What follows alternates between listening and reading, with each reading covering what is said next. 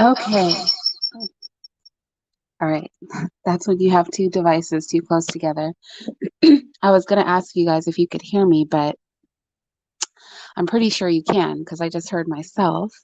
So, first of all, before we get into this conversation, which I think I really hope, like in my deepest recesses of my soul, I hope that this conversation will not trigger anybody. However, hoping is not getting. So I'm positive I'm going to say some things that are going to be extremely triggering. Um, but I want it to be said that I say these things in love and just to open up a discussion about how we can improve our community and how we can position specifically our daughters and our sons, but specifically our daughters, to help create a community that will function better. Okay. So here's the question. The question is, do women need men? I don't mean for reproduction's sake, okay? I don't mean that. But do women need men? Like to survive in the world, does a woman need men? Just yes or no in the chat. Can you guys we're just no, she I mean, does she have a significant other, not a man? I'm asking you, do women need men? Period. Do we need men to survive in the world, to be safe, to eat, to have a home, right? The things that are needful for our survival, do women need men? Yes or no? Okay, so Tony says, of course. You guys know that I have a delay, so you're gonna write um when you're writing, I won't see it for a couple seconds. Bianca says yes. Ashenda says yes. Chaos says yes. Christina Douglas has an ellipse. She's like dot dot dot. Ooh, Groldman 2 says probably not. Marshana Clark says yes. Oh, the ladies are coming through. Mark Daly, do women need men? This is the question on the table. Do women need men? In these current times, no. Ooh, I'm putting your comment up. This is one of my members too. And shout out to my members. Wealthy Fireman says yes. I wouldn't expect you to say anything different, Wealthy Fireman. Do men need women? That's not the question on the table. Let's not try to flip the script. Okay, let's not try to flip the script. Let's just speak about if women need men, right? I just want to stay there. Can we stay in our lane? Just do women need men? I was hoping, and I'm glad one of my members did it. So, first of all, can we say the beautiful thing about this channel is we all do not agree? Okay. So, I knew some of you would say yes, and some of you would say no, right? Omi Moss said, I agree. In current times, it is not needed. Okay. So, she's backing up the earlier assertion, which is that in these current times, that's a no. In these current times, women don't need men. All right. I'm going to put the link in the chat. I don't know if anybody will come up, but I specifically, if you think that in current times women don't need men, I really want to talk to people who think that, right? Now, don't come up here and say, I mean, you can come up here and say that women do need men, but I really want to talk to people who say that women don't need men, especially with in current times, because that's an interesting assertion. And I really want to delve into that. Like in current times, do women not need men? Like I'm curious. And if you can't come up, um, if you get the welfare help, then yeah, you depend on some men. Christina Douglas said, I didn't know how to word it. Okay, a lot of people are agreeing with my member. What's up, Helen? Hello. Is there anybody who is comfortable? If you're not comfortable coming up, can you put in the chat, what about our current system allows women to not need men? Royalty Lord Prince said, yes, women need men. What about the current times, can you just give me an example? Like, what is something men could provide that the current system now absolves women for needing men to provide? Can I just get an example of something that men provide that in the current system, well, I mean, we all need certain things to survive, Johnny, right? But I'm curious about what in this current system would men normally provide that we do not any longer need them to provide because we're in the current times and it's made men obsolete in that regard. Just name one thing. Just one thing, you guys. Is it shelter? Is it food? Is it protection? Is it somebody to get stuff off the top shelves? You know, we got step stools now, so we don't need a tall dude because we could get a chair or a step stool. What is it that men provide that we no longer need them to provide because the current times have made it obsolete? Well, Omi Ma, I mean, she said, oh, okay, I see. It's always going to be a man no matter what. I don't know, Omi Ma. I'm just asking the question. Can we have a conversation? Is anybody gonna have a conversation with me? The biggest example I can think of is being a single parent. So do you mean that, okay, so can you flesh that out a little bit, Omi Ma? That's why I said I wish you guys could come up here and talk to me because my curiosity is women can be single parents. Like we know that women run households, but just because you are doing something doesn't mean that you don't like I can make top ramen without water, right? I can have ramen noodles without water, but they're not going to be very good ramen noodles because water is kind of essential to cooking a noodle, is it not? So can I eat the ramen noodles? Sure, I could bust that pack open. I could chew on those dry noodles. I could pour the seasoning in my mouth and use my saliva to kind of, do a little work. But in reality, you kind of need water to make ramen noodles, right? I can eat ramen noodles without using any water. However, it's better if I have some water and some heat, right? So is that not needing men? Or is that I could do it without a man, but it wouldn't be right? When it comes to single motherhood. What is another example? Oh, yeah, if you could come up, Sin, I would appreciate that. I don't know what Sin will say. I really don't. Um, what is another example? Can somebody give me another example? Or if you think you can defend the single motherhood example. No, Chaos, I don't think people aren't coming up because they're scared. I don't want to put that on the ladies. A lot of people aren't comfortable with speaking up here. So that's why I'm giving people the option to put it in the chat. Do you know what I mean? I don't want to say people are scared. Wealthy fireman, he said, if a woman's house catches on fire and her family and pets are trapped inside, the last thing she wants to see is an all-female fire crew get out the truck. I don't know about that, but I'll say this. If your house catches on fire, when the fire truck comes, who's putting out the fire for you? Most firefighters are men, right? So you still have a man come and do that work, right? A man's still coming to save you. Because when the truck pulls up, we know that these big burly firefighters are men that get out of that truck. I don't know of any fire stations where there's a significant number of women. Almost every fire station I've ever been to, all of the firemen are men.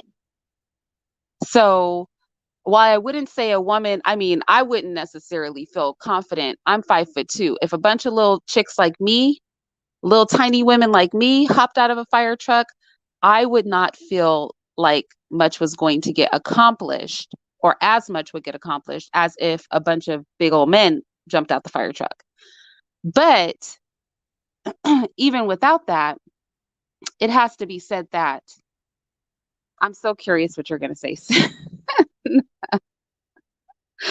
I'm so curious what you're going to say, Sin, about whether or not women need men. But so, do women need men, Sin? So if we're talking about need men as in we're gonna die without them, no. Actually, if you think about it, the reverse is true that men can't survive without women. So men actually need women. But if we talk about it in that context, no. But does that mean that men are not useful to women? No, it doesn't. I mean, we all want and desire a man, but are we gonna die without one? No, we're not going to die if we don't have a man. Okay, well, okay, I'm glad you said that. So first of all, goodness rated. Um, Anybody with a hose, have you ever actually tried to move the water hoses or hold the water hoses that spray out enough water to put out a fire of a house? That will toss most women. The pressure that comes out of there is very strong. Physically, most of us women are not strong enough to man a hose like that. It would take a concentrated effort from many of us to do the work of maybe two men. I'm just keeping it real, like realistically speaking. So sin, so some I heard somebody give a scenario and I thought it was a really good scenario, right? I thought it was a really good scenario. He said, if a man busts into my house, he's going to have to deal with me, right? So if a criminal busts into my house, he's going to have to deal with me as a man, and I'm going to fight him. So he's going to have to get through me to get to the rest of my family. And then he pointed at the woman he was talking to and he said, if a man busts in your house, you and your children are about to get raped and killed. And I thought that was a really good, and I know someone will say, oh, but we have guns and this and that. But the odds are really stacked against our survival. See, if men exist, we're not talking about a planet where no men exist. If men exist on the planet in that scenario, what's going to happen in most occasions? If a woman is faced with a woman with children at that, because now you have to not just protect yourself, but protect your children. If you're faced with extreme male violence, who's best positioned to handle that situation? Well, I mean, a man, depending on who he is, a man would obviously, because we don't possess the physical strength that men possess. We don't have that. They're biologically equipped to be those protectors. So that, I mean, that one, a man, of course. Okay, so you said we now have weapons. Guns are the greatest equalizers to an extent. Okay, now I'm glad you brought that out. When you guys go to a gun store, because I like guns, y'all. My patrons and my members know that I posted the hollow point bullets that just entered my house not that long ago. So I like a gun. I like a gun that's gonna, when it enters into somebody's body, is going to fragment into a whole bunch of pieces and create the kind of hole that's going to stop them permanently from attacking me. So I hear you. So But when I go, you like those high impact bullets then.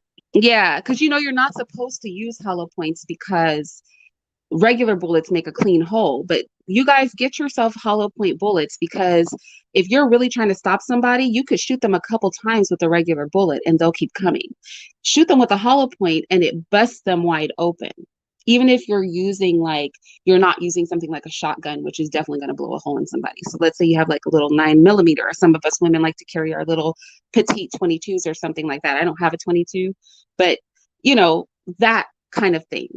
But even with that said, if we're keeping it real, when you go into the gun shop, right?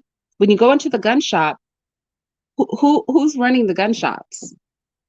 When the laws are passed, remember, because men are still on the planet, when the laws are passed about who can have access to weapons, Who are the majority of people that are passing those laws? Like, we say we don't need men in current society, but we don't recognize that men really have complete control right now in society over what rights are afforded to us as women. I'm not saying that's right or wrong. I'm just saying the reality is you won't even have a gun if men decide that you don't get a gun, because they have all the power. So even the perceived power, the perceived equalizers you only have because men allow you to have them. Is that a triggering statement to make? Y'all in the chat? I mean, it's a real statement. Nobody can refute that statement, but is that triggering? It shouldn't be triggering because it is true. We live in a male-dominated society, and I think a large part of that is because women don't realize how important they are.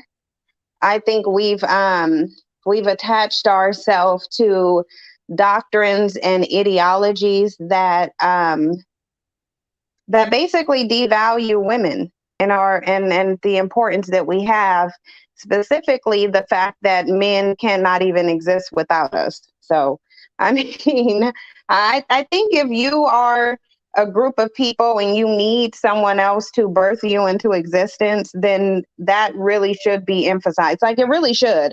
And it's not even on anything about feminists. I just notice how our society operates on women not having any value. I will say this. The reason I didn't pose like the question of, do men need women? We know that we create life, right? And so since we create life, it goes without saying that men need us, right? Men definitely need us if they don't need us for anything else, it's to create more of them, right? But there's also this narrative among women, like, that we can be strong and totally independent. And I just really want women to face like reality, because the like crazy feminists will take us down a very scary rabbit hole. And the rabbit hole is that the delusion is that any of the modern comforts of society that have allowed men to become obsolete, are actually provided by men.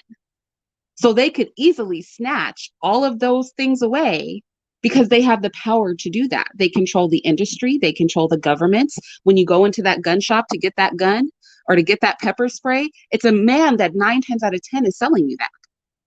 And he could easily refuse to give it to you. He could easily pass a law. They could easily pass laws that say no. When we are like, I don't need male protection, but a burglar or somebody crazy comes to your house, we pick up the phone, we call the police, and 9 times out of 10, who's showing up to do the protecting? It's men in uniform, but men nonetheless. So this idea that we don't need men when men facilitate all of the things that make us feel that we don't need men is crazy to me, but it's also dangerous. So let me ask you this. Do you think that when women, because if we're going with the women saying that they don't need protection, I would assume largely we're talking about the Black community, because that's where we tend to hear that being displayed and said. And so are we saying that because we have the protection and we just don't want it? Or are we saying that because we've never been protected, thereby showing us that despite the fact that we haven't been protected, we're still surviving? So if we're surviving, we're seeing that we're surviving without protection, so we don't need it? You think it's more of that than we're just shunning the idea of male protection because we genuinely think that we don't need men? I think we are in a delusion, and we really think we don't need male protection, because although we may not have direct male protection, like maybe there's not a man in your house protecting you as a woman, but you still benefit from society providing you male protection, right? Right, so really, but that's why a lot of Black women were so against the notion of defunding the police, because they actually do feel like that to a degree that they receive more protection from outside groups than Black men. Because when the whole defund the police discussion was going on, I was paying attention to what Black women were saying, and they were like, well, we don't want the police to fund it, because then who's going to give the protection? Who are we going to call when we need someone to protect us? So I think that they're not saying that they don't need, at least for our community, I don't think we're saying that we don't need protection from men in general. I think that we just realize that we don't have a protective force in our community, but we do see one in outside communities, because even with the Proud Boys situation, when it was revealed that they were with Black women, a lot of Black women were saying, well, they're provided for and protected, so who cares? Like, I think that Black women have more fear of Black men than they do of men outside of their community, and they see more protection from outside men than men within our community. Well, and if you have time, I want to go into that poll that I did too about like the role that men play in how women navigate the world. But I definitely think it would be disingenuous to say that as Black women, we don't receive more protection from outside of our community than within our community. That may be triggering for Black men to hear, but just like women have to keep it real, that men ultimately have all of the control to allow us the comforts that let us feel like we don't need a man, or take those comforts away, right? Just like we have to admit that and humble ourselves and admit that, Black men have to admit that the comforts that allow women to feel independent, the protection that most women will fall back on when they don't have Black male protection in our community, are going to be provided by non-Black men. Because when I go back to the police force, who makes up most of the police force? Per capita, even. Not even to say that we're accurately represented within the police force. It's not Black men. Who create the laws that provide the protections for us as women? Somebody brought up the welfare system earlier, and I know we like to come down on women who have been abandoned, right? And are left to fend for themselves with their children, sometimes through fault of their own, sometimes through not. But those systems are put in place by men to compensate for the lack of a man in the household, and the men that put those systems in place are not Black men.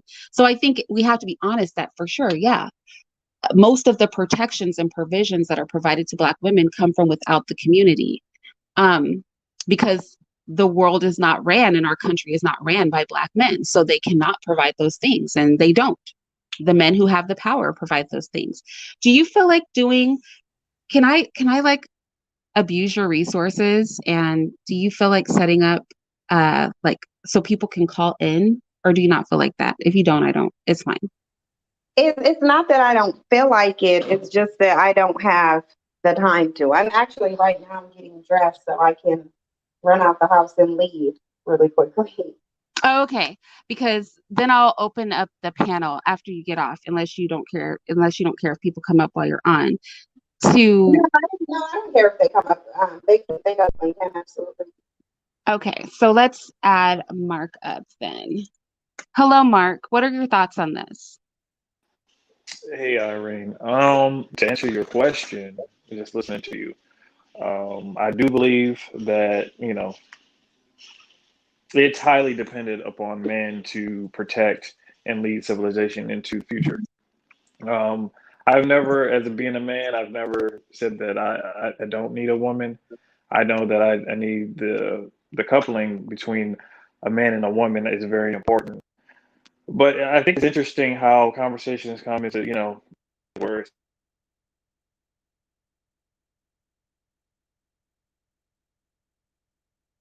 Mark? just how, yeah, can you hear me? Yeah, go ahead. I think it comes down to how God designed the man. The man is physically stronger. He's meant to lead. He's meant to build. He's meant to protect and guide. And with that leadership, having great leadership, he can provide that shelter that's needed for women, because that's not what they're designed to do, is to protect. And it's not, like I said, it's not always about color. Like, to answer your question, in general, men is definitely needed, and the woman is lead. I think the pinnacle of a man at his highest being is in unit with a woman, that having the right support from a woman. What's happened to the Black community? That's a whole different, that's a whole different world in itself that we can go down to throughout the history of America in the United States. But I don't know. I think if I'm not making myself clear, I can, you just let me Well, I know. have But a I think that's question. just If the if if we take the word color out of it and we say tribe, right? If I am from a tribe and all of the protections of my tribe are provided by the men of another tribe. Irene, your Yeah. your thing, we didn't hear you because you cut out, but I would love to. It's funny how men, they always want to come up here and say, well, we should take color out of it. We can't take color out of it because we live in a color driven society. So why would we even say, can we take color out of it? because she literally said in general. Well, then my question, can you hear me now or no? Yeah. So then my question then becomes, if I don't use the word color, but I replace it with tribe, if I'm part of a tribe, right?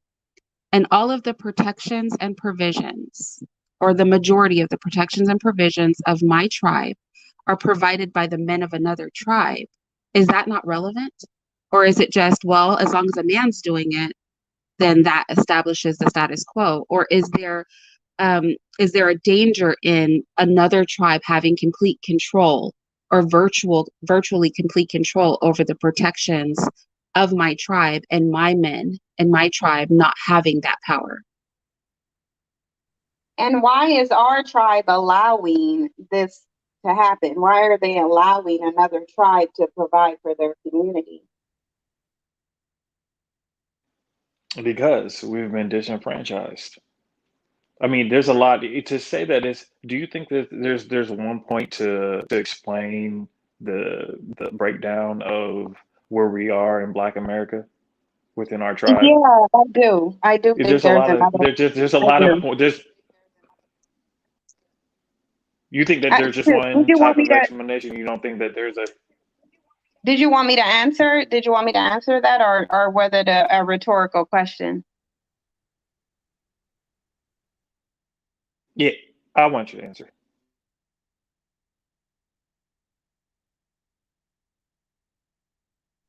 I think that the Yeah, black you can men, answer.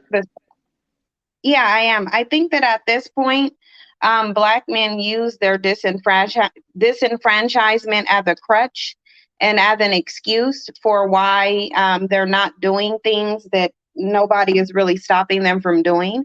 I need to understand who's stopping black men from protecting their communities. I know that's being said a lot, and I'm not being facetious. I'm really trying to figure this out. Who's stopping you guys from protecting your communities? Before you Us as a before people. you answer So, before you uh, answer that, I'm so mhm. sorry. Before you answer that, what is it? My cake life. Oh, that's cute. My cake life said, "Do you did you know, I think is what they're saying. Did you know there was an all-female tribe strong in Ethiopia years ago?"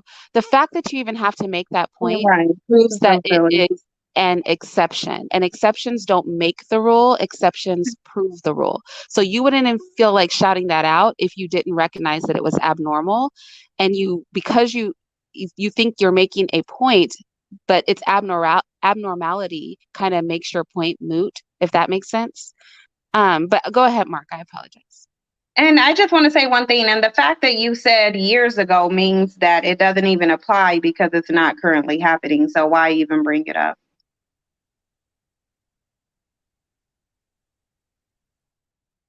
Mark, hopefully you didn't lose I don't track of know. what you were Maybe it going was to just a say. state of fact. I, yeah, probably it's just a state of fact.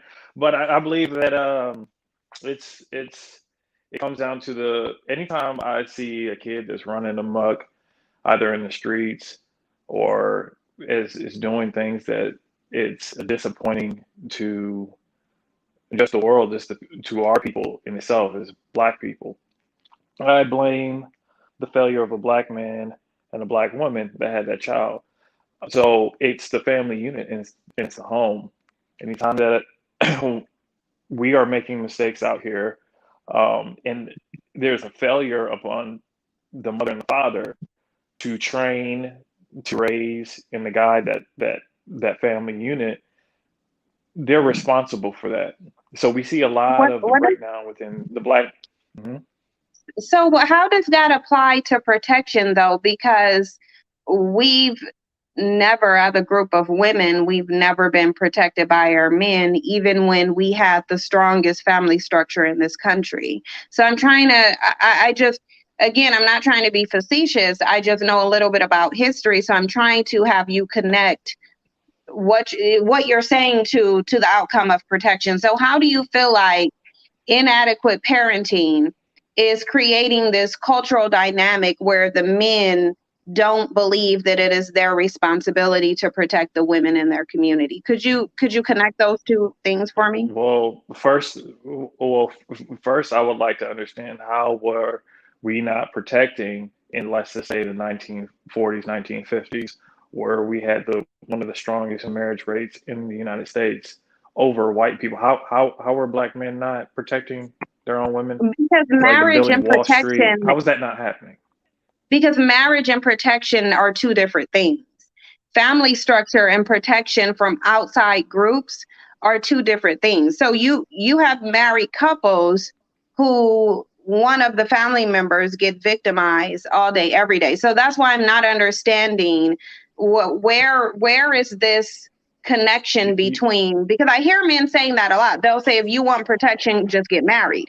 But if you're marrying within a group of men who don't believe that it is their responsibility to protect their women, and they've never, at least since we've been in this country, they've never protected whether they were married or not, I'm not understanding what marriage has to do with it. I'm not understanding that. No, Can I? or actually, what I hadn't understand that you hadn't explained how men were, our black men weren't protecting our women. You said that it was, you're making a state of fact, but can you I am ex, stating a fact. can you And if explain I'm examples? catching, How, okay, so let's how? say I'm okay, let's because they weren't. Because they weren't ever. They were never You have doing to, it. There was no, please explain protection. So the definition of protection means that you're preventing something from happening. That's what protection by definition mean. Now we can add certain caveats to it. We can say that you're either preventing something from happening, or when something does happen, you give a severe consequence so that you can minimize the chances of it happening again. So you're either So preventing or you're minimizing the chances of something happening by a consequence. So when have black men ever done that as a group for can black I women? Okay. Oh, before can you I ask answer that? Irene? Can I Can I just? ask? Okay. Oh, what were you gonna say? Go ahead, Mark. Irene, may I ask you this question here? You are Hmm. married, correct? Hmm. Can you explain protection Yeah, in your actually, marriage? How that is your husband in that's so protecting you? funny. That's so funny you were gonna say that because I was like, I want to speak to what protection looks like, right?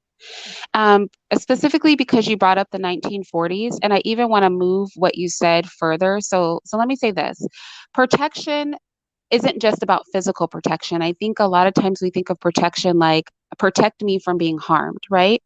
Protection Mhm, could be protection against hunger, right? mhm. Protection against homelessness, protection against my own bad decisions, right? Things like that. Guidance is a form of protection, right? So when you guide somebody, you protect them by ensuring that their mental state is correct. So protection looks many ways. It's not just a physical thing. And then when you brought up the 40s, I thought that was interesting because we know the 40s, that was during like the Great Depression, right? And the community that was hit the hardest was, the Black community. And the provisions that were made to kind of subsidize that protection, to kind of subsidize and buffer against what was going on in the country wasn't provided by our men. It was provided by the government, which at the time was ran almost exclusively by white men, right? So if we brought in protection to not just mean physical protection, I think it puts the weight even heavier on the shoulders of the men in our community. And to add to that, and then I'll you can give me your thoughts, Mark.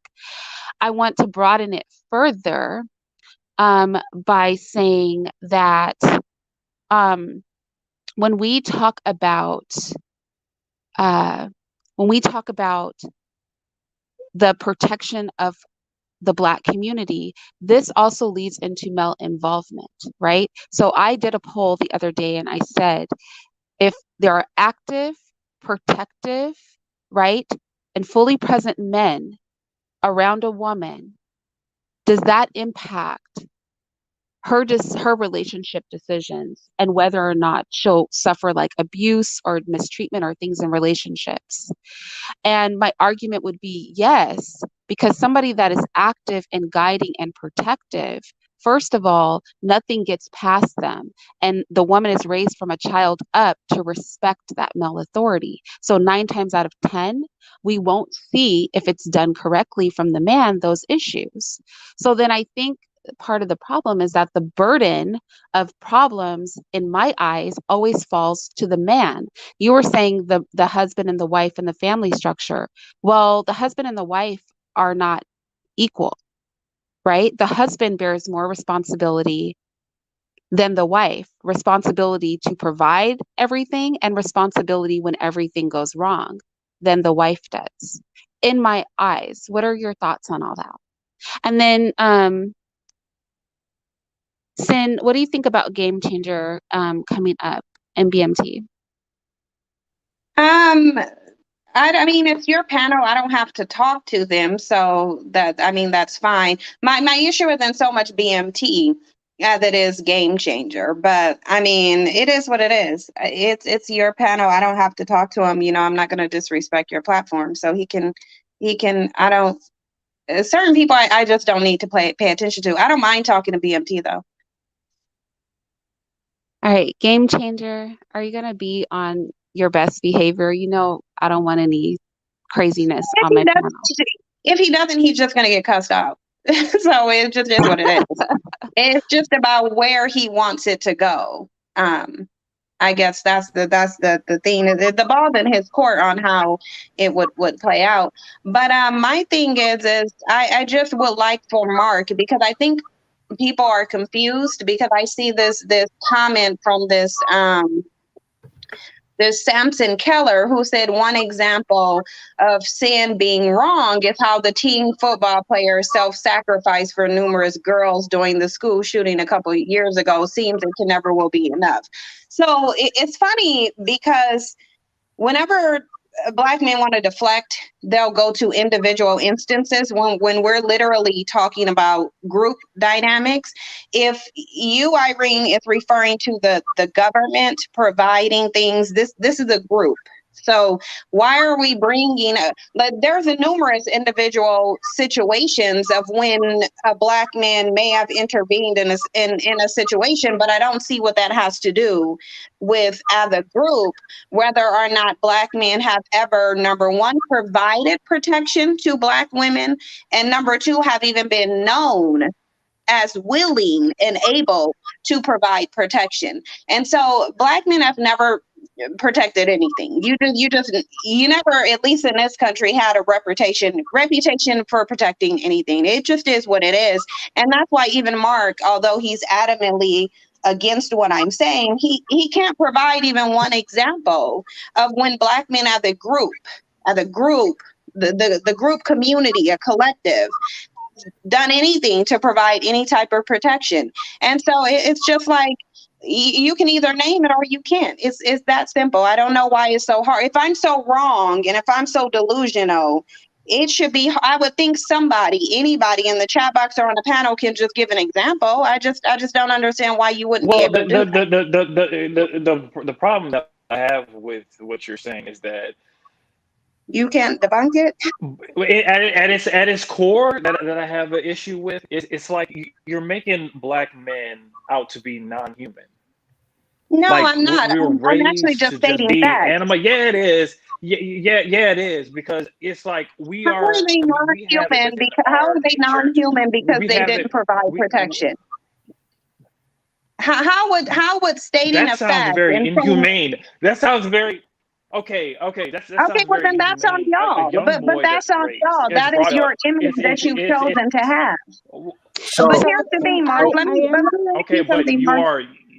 I am you're curious, overstepping. Mark, can you expand on, so Sin was saying, and I think it's not, we should not negate everything that Sin is saying. I think number one, she makes a fair point in that if we're either talking communal or we're talking individual, right? So if the conversation is Black men plural protecting Black women plural, then we have to keep it at the communal level and not use individual Black men doing individual things as examples. I think that's fair, right? But I am curious for you to explain, like, how, if you state a fact, right? Like, I feel Black women are reckless with our wombs, right?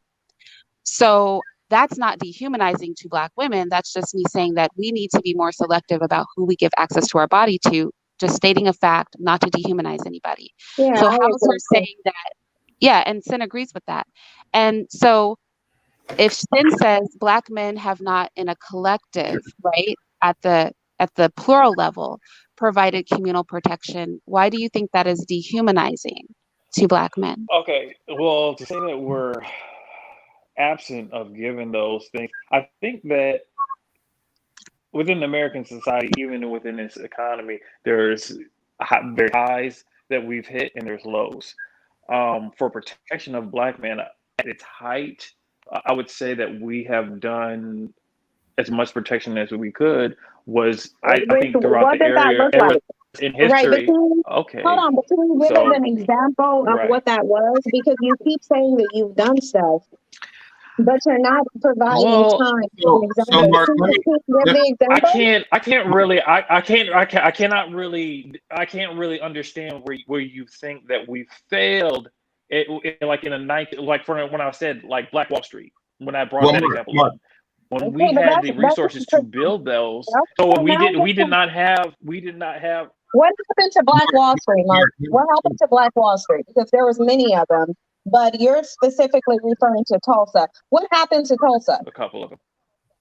What happened to Tulsa? What I'm asking, what I'm so What okay, Mark, happened, what Mark? What happened to okay, Tulsa, this is a lot of Mark? people Because talking. I don't know what to do. I want you to no, no, stay on your point. I want you Okay, to stay on your point, Mark. so What happened to Tulsa? so Mr. wanted me to just point out that the Nation of Islam is a group of Black men that has been protective of Black women. So can we make a division? I will say this because I would say my But I don't ancestors, think the I Nation would of say my Islam I has would, protected anything. I don't. Well, what? And maybe but this wait, is time for someone to educate me. And Irene, actually like Mister. I've heard you with no, your no, stuff it's on the okay. actually I Yeah, reflected. just wanted to throw his Can name. Mr. join? so Wait, no, Mr. can't because Can Mr. join he's in a and college. talk? He's a college Okay. professor, so he can't because he just was mentioning it. But what I'm gonna say is, and what I mean by that is not because of his job, but because he's busy right now. He's just throwing it in there because he's ear hustling. But I was gonna say, I stood back. I fell back from saying because I could say like in the Gullah Geechee Nation, our men had a history of protecting Black women, but the protection that the people from the Gullah Geechee Nation provided to Black women during the 50 years of rebellion did not extend to the rest of the slaves in America. So I didn't use that example because what my ancestors did had no effect on the majority, 99% of the slaves in this country. So I feel like the Nation of Islam, with respect to Mr., because I love Would be him, the is an same. equivalent, right? It's It like, is. It's the same. because it doesn't extend to everybody, even though I could try to use it as a small group of Black men who were doing the right thing. I can't say that that affected the majority of the Black community. So I wanted to address Mark. Mark, you're not going to win at this. Basically, what's going on here is they're trying to shame the collective in order to raise dating capital for the individual. First of So all, whoa, But stop, no, game but changer. This nobody's is not trying about to date it. dating. Like why, this is Yeah, this is not about dating. why are they well, interrupting? this is a silly discussion, and this is why Yeah, I just It is. don't It choose. is. And Mark, you I should don't be choose talking. to be around certain people because it ends up being silly and remedial. So let me say this for the yeah. Cerebral Challenge. This is not a discussion on dating. Well, Nobody cares. You okay. can walk outside. But it You is. can walk But it outside of your is. door. And We can I walk was speaking. outside I of was our speaking. door and I was date speaking to Mark. anybody. So, Can you Mark, stop talking while I'm No, trying to talk? Like can seriously. one second, game but you changer. talk a lot. I just want to explain to you what the topic is, game Okay, changer, go for it. before you. Go for it, Irene. So the topic was, do men need women? And my argument is, do women need men? Sorry. And my argument was, women absolutely need men, and we are in a delusion because men provide us provisions that allow us to operate without men in our individual lives, even though those provisions are technically provided by men. Mark was saying that we were speaking of the things that men provide, and that got us speaking about protection. And he was saying there's a degradation in the familial structure, right? Mhm. And then I was explaining the various types of protection, right? Financial protection, protection from being homeless, things like that. And so what we're fleshing out now is we're talking about, have those things been provided in mass? Because Mark was saying the race of the man that provides the protection is not relevant. And I was saying, well, if we have a tribe and our tribe's protection is provided by another tribe, is that not impactful for us? Should we not be concerned about that? So this conversation is surrounding that. It's not an indictment on anybody. It's just us speaking our minds. And Mark has been on the panel before, so he knows like that's not the vibe. So I totally welcome your contribution. I just want to frame like what is about so that you don't think like this is any continuation of any discussion you might have been previously involved in. It's just isolated to like that specific, No, approach. I understand. Right, we're It's not just, having a dating there- panel, but can I speak? I mean, I excuse just me, wanted like to, seriously, dude, I'm trying to finish my statement, what's and you're the just being statement that really you weird. interrupted me You're on? being really weird and catty, and I just really Gosh. don't like it. So the bottom line of it is this is not a dating discussion. We can walk out of our door and date anybody. So if they can't make the connection between marriage and protection, then you're not going to be able to make the connection between dating and protection. Nobody's talking about dating. Nobody wants anybody. Well, whether somebody wants somebody on this panel, it's neither here nor there to me. I find it interesting, and it to a degree it tries my patience, and this is why I just don't get in discussions with Black men anymore, because this is what I notice. I notice that they will be very emotional. And they claim to be really logical, but I haven't seen logic up here yet. And I'm actually a very logical person. I don't look, whether you protect somebody else, it's neither here nor there to me. I deal with Black men who believe that they should be protecting Black women. So I'm not here putting out a petition or an advertisement for somebody to protect me. But I find it really interesting how Black men get so very emotionally triggered. They'll say, oh, well, you're lying, you're delusional, you're trying to deflect, when really they're the ones who are trying to deflect, because it's just this simple. You can either give me an example of when Black men as a collective group have provided some protection for their women as a group, or you cannot.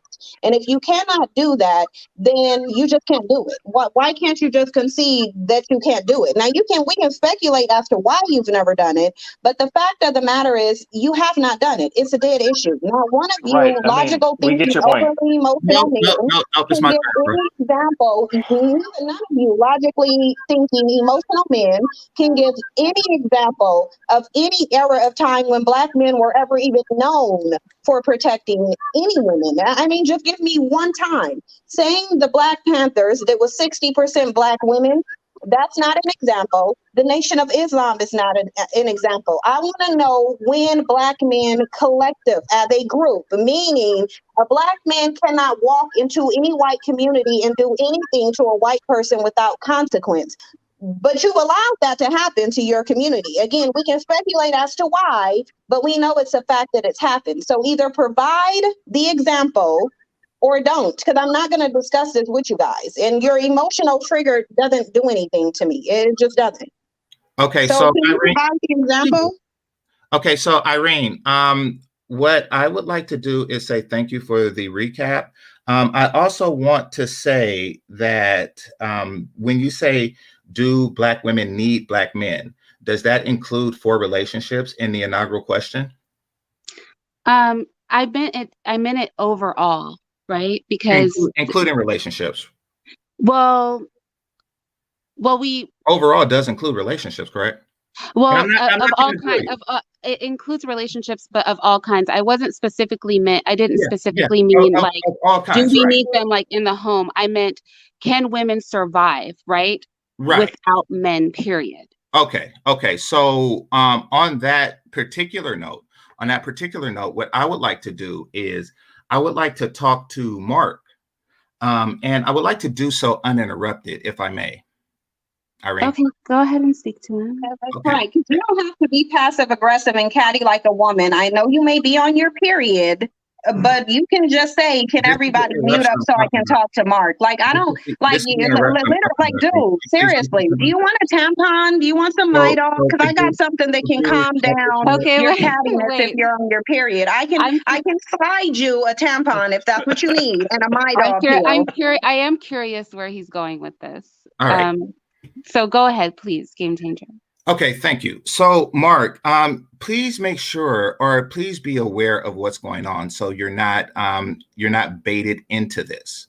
Okay, what a lot of women like this are doing, especially the ones who date Black men, however, they look for every opportunity to shame them. What they're doing is they're looking for relationship leverage.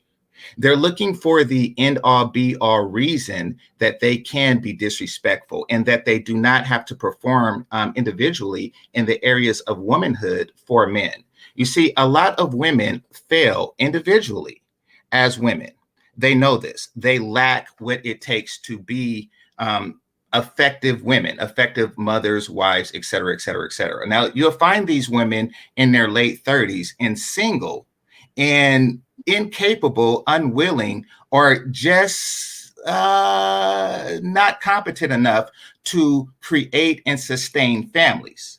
At this point in life, they have failed as women. Now, in order to get a man, any man who truly values himself will not be with such a woman. So, in order to get a man and secure one long term, they feel that they must make sure that the man don't value themselves. And what they use in order, I'm confused about what the actual topic is. Curious. Can Mark talk? This is an interruption. No, wait, game changer. I'm just curious, like, how does this pertain to if women need men or not? Like, do women need men or not? That's the topic. Mm-hmm. Like, do we need men for our protection? Do we need men for guidance? That's the question. The question is not, what I'm doing is I'm answering if they need men for companionship.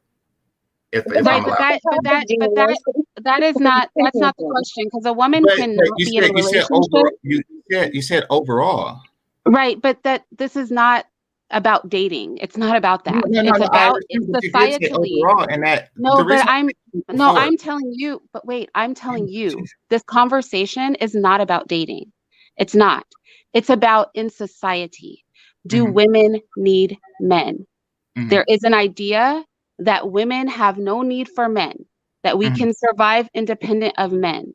And the question is, in society, is that possible? Because a woman may not have a man in her house and survive just fine, but does that mean that she's really living without the covering of men? That's the question. I understand, like, there's a personal narrative that you may have regarding relationships, right? And this discussion is not about relationships or ageism or anything. Like, it's not about that, because relationships are on an individual level, and individually we pick our partners as individuals. So we vet individual partners and we make good choices or bad choices as men and women with individual partners. That's very different from our communal actions, right? Our communal actions and the way we interact with each other when we're not in intimate relationships, sexual relationships, is a very different discussion. And so I would love your contribution, but I would love it to be on the level of plural, because my question was, does a woman need a man? My question was, do women, plural, as a community, do women as a sex need men as a sex on a Okay. community level? Okay. Fair enough. Fair enough. So, Mark, without men, women will psychologically break down. An individual example would be what you're going through at present, of women psychologically breaking down with the absence of a man in her life.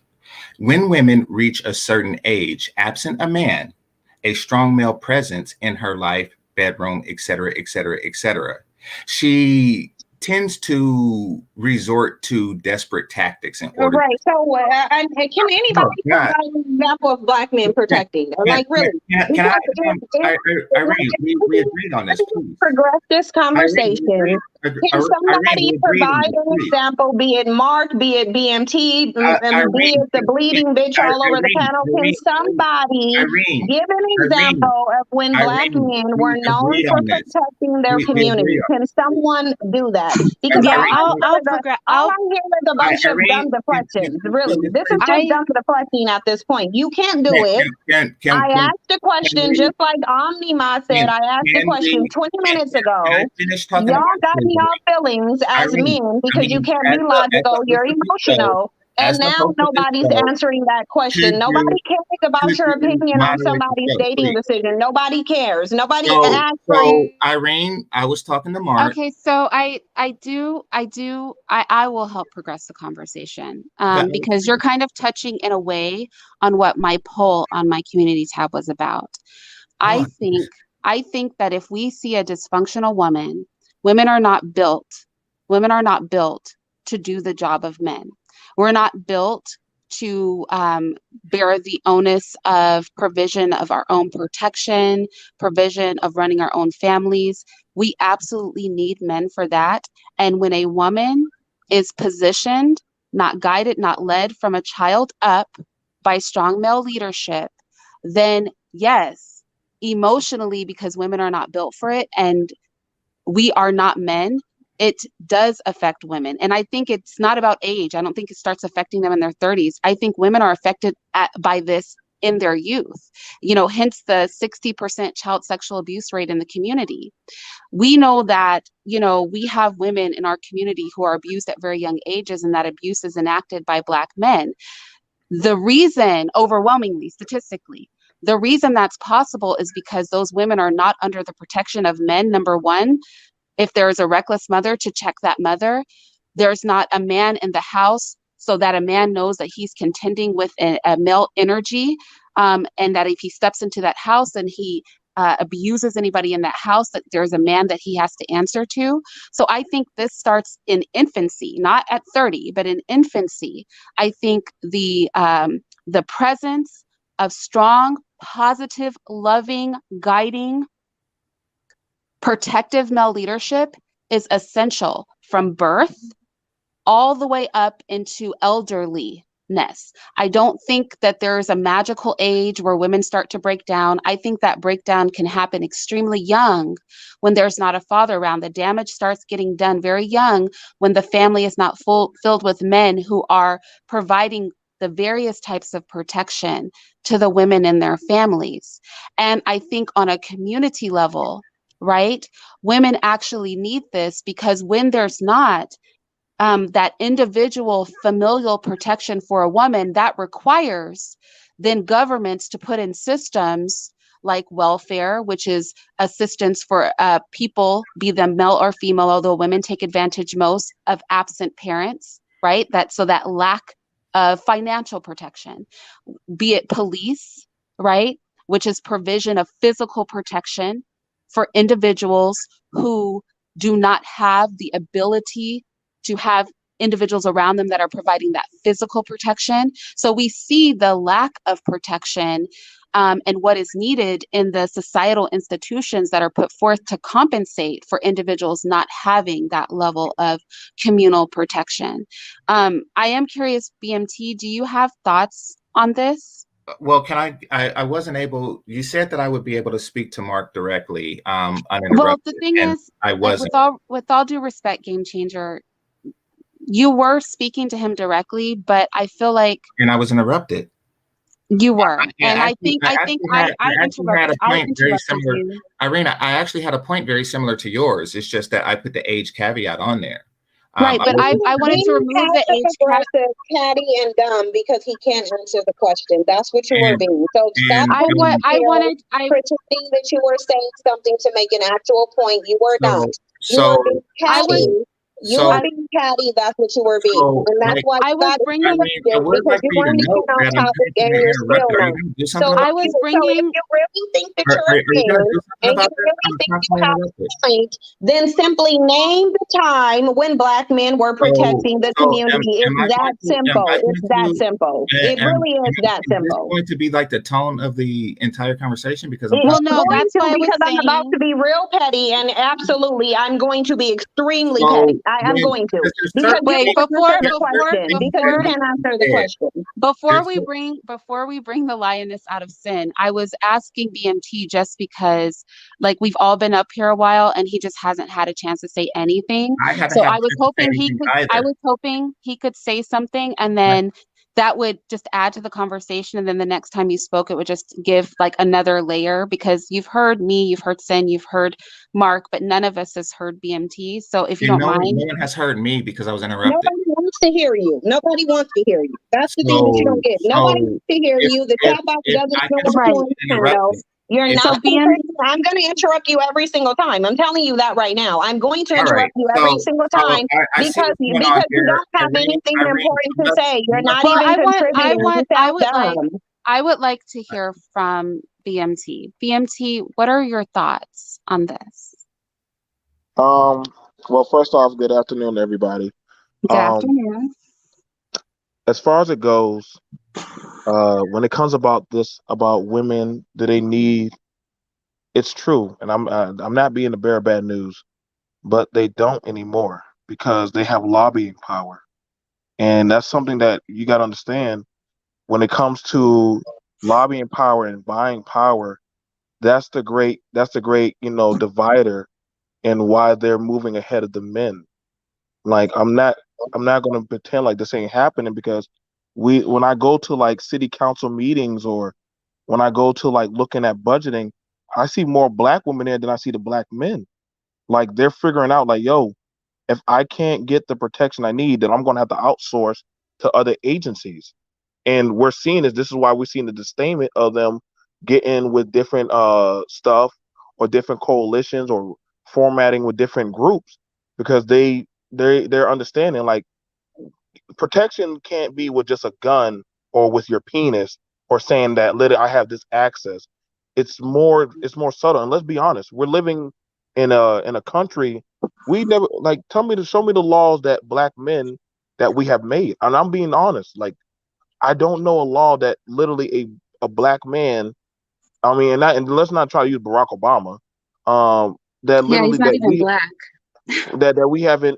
that we haven't specifically said this is for black men and black women that only pertains to just them. We don't have that.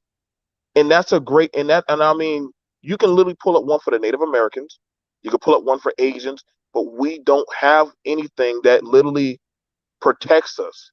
And so when we're looking at it at the lobbying thing, it hurts. But literally, that policies is power, and if you don't control the policies or the laws or anything like that, you don't have no power. And we're seeing that right now, the great shift in divide. Like that's why I see the disdainment. When I see a woman get in Congress, and this is just being honest, man. Like this is why I be trying to tell black men, like, yo, man, y'all need to start focusing on laws, man. Stop focusing on what women are doing. Focus on laws and building your own financial assets and stuff. Like the women out there in Augusta, Georgia, and I've been down there to that property. I've been out there. They're buying more property. They're buying up close to 100 and something acres of land. Why are the women out there doing that, but not the men? Like, so they're figuring out, like, yo, if I can't get it from my men, I'm going to go elsewhere. And so that's why you're seeing these things happening now. Like the great shift is happening. And it's 2021. Like I get it that we can pull out different altercations. Like I'm not using the Geechee, I'm not using the Nation, I'm not using Little Sex, but I can do that all day. We're looking at the great overall majority that, let's be honest, our people don't feel that there's any protection agency, so they're going to outsource to whoever may work in their benefactory for them, man. So you got it. So you're gonna have to be honest about this. Like y'all gonna have to show me, and I can like pull it up. Right? Like I'm in policy right now. I work with government. You know what I'm saying? And you got we don't have no lobbying power. The women have more agency, and because they spend more and they participate more than the And black who do they men. lobby to, BMT? I think that can't go without saying. They Who lobby. represents the people that are making those laws that they're lobbying for? You know that, and I know that. Right, that's my point. It's white men.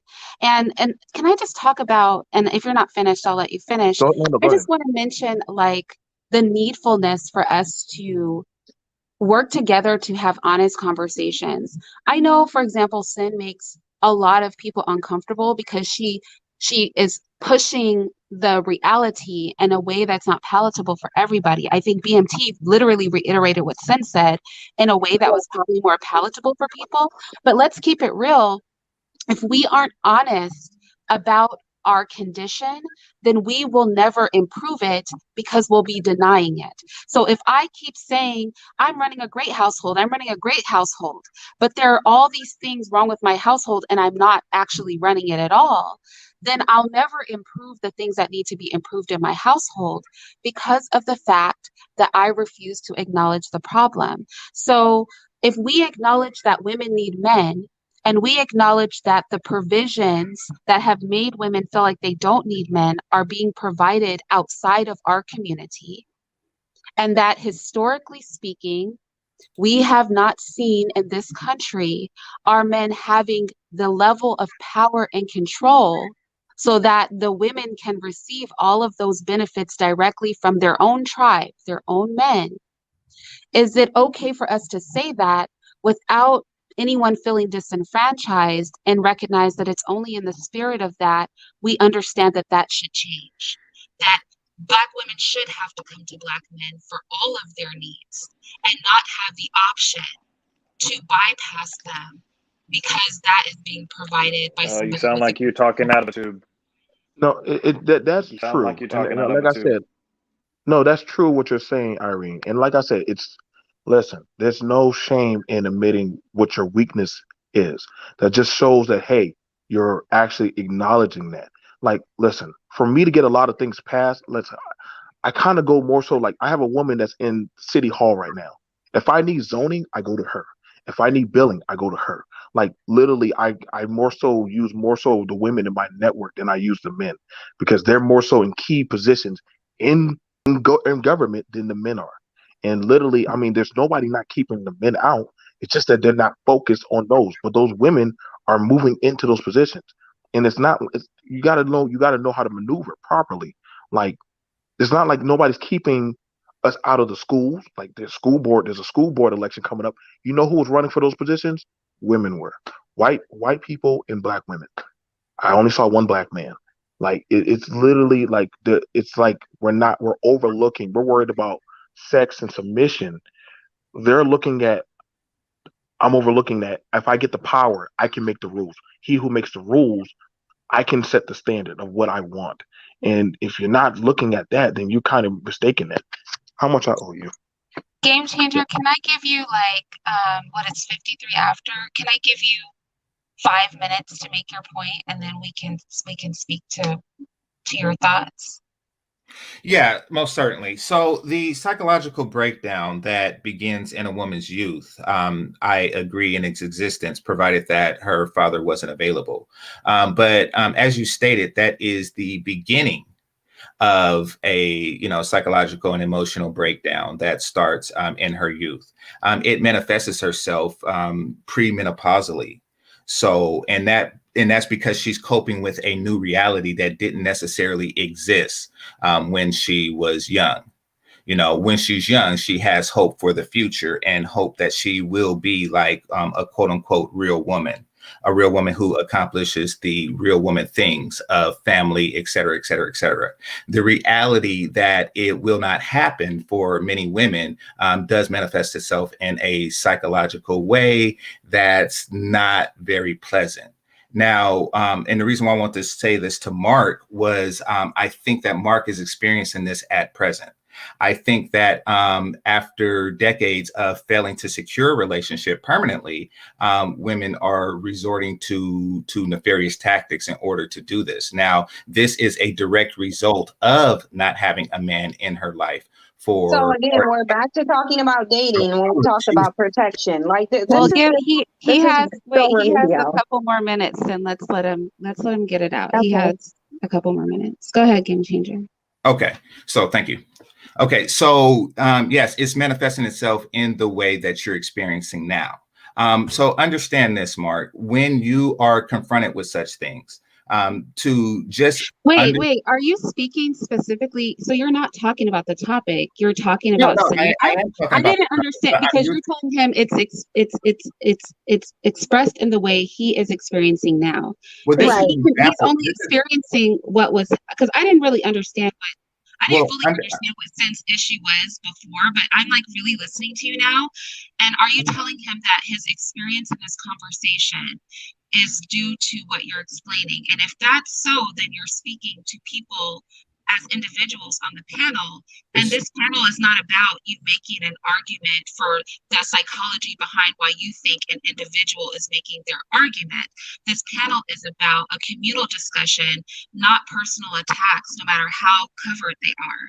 So I really want to hear your opinion, Game Changer, but what I don't want you to do, I don't want you to say to Mark, well, the reason that, so-and-so is saying what they're saying without you saying so-and-so's name is because the psychological breakdown that they're having at this particular time in their life. I don't want you to do that because it's very passive aggressive. It doesn't really contribute to the discussion. I understand like you might have like a personal issue with anybody on this panel, myself included, I don't know, but I want to hear your opinion, but I want to hear your opinion on the topic. I don't want you to take 5 minutes to kind of take pot shots at any person on the panel. I've not attacked you personally. Mark's not attacked anybody personally. BMT has not attacked anybody personally. Sin, she attacked you because she realized you were talking about her, and I didn't understand quite what she was upset about. But now that I'm really listening to you, and I hear what you're saying, and it seems like you're talking about somebody as an individual and not about the topic. Fair enough. Fair enough. He's being a coward, is what he's being. Being a passive aggressive coward because he can't answer the question. So he is mad. If we really want to talk about pathologies, let me talk about, as someone who actually took psychology, studied it, and earned a degree in it, which I guarantee you have not.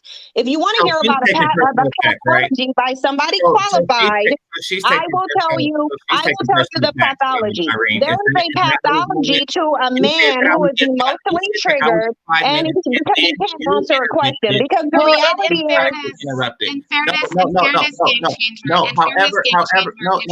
no. So you interrupted. Now, all I want to do is respond to what you said and continue. If you want to say point of order, you're making personal attacks as Sin, fine. What I felt I was doing was giving her behavior as an example to the overall problem. But I don't want you to use anybody on my panel as an example. So, okay, then I want you to speak. You can tell him about me better than I can tell him. I will tell you, Mark, the reason why I'm up here saying what I'm saying is because you guys can't point to any time in history when Black men have ever protected Black women. That is why I'm here. That is why I'm saying this, because I want you to be able to validate what you are saying. Nobody can. In order to assure that I don't get my point out, Now, Okay, wait. I want you. Point out because you're dumb. That's why. Nobody wants to hear your dumb point. You're a coward and an idiot, and you can't answer the question. It just is what it is. So why don't you go on mute, and then the person who possesses a degree in psychology can actually give you the pathology, because I don't think you have a degree in anything except being the cowardly, passive-aggressive bitch. That's where well, your I credentials actually have a are. I degree do. in I do think, in fairness, I have a degree in real credentials. science, bitch. In All right. fairness, The answer. in fairness, I have to say this. Ah,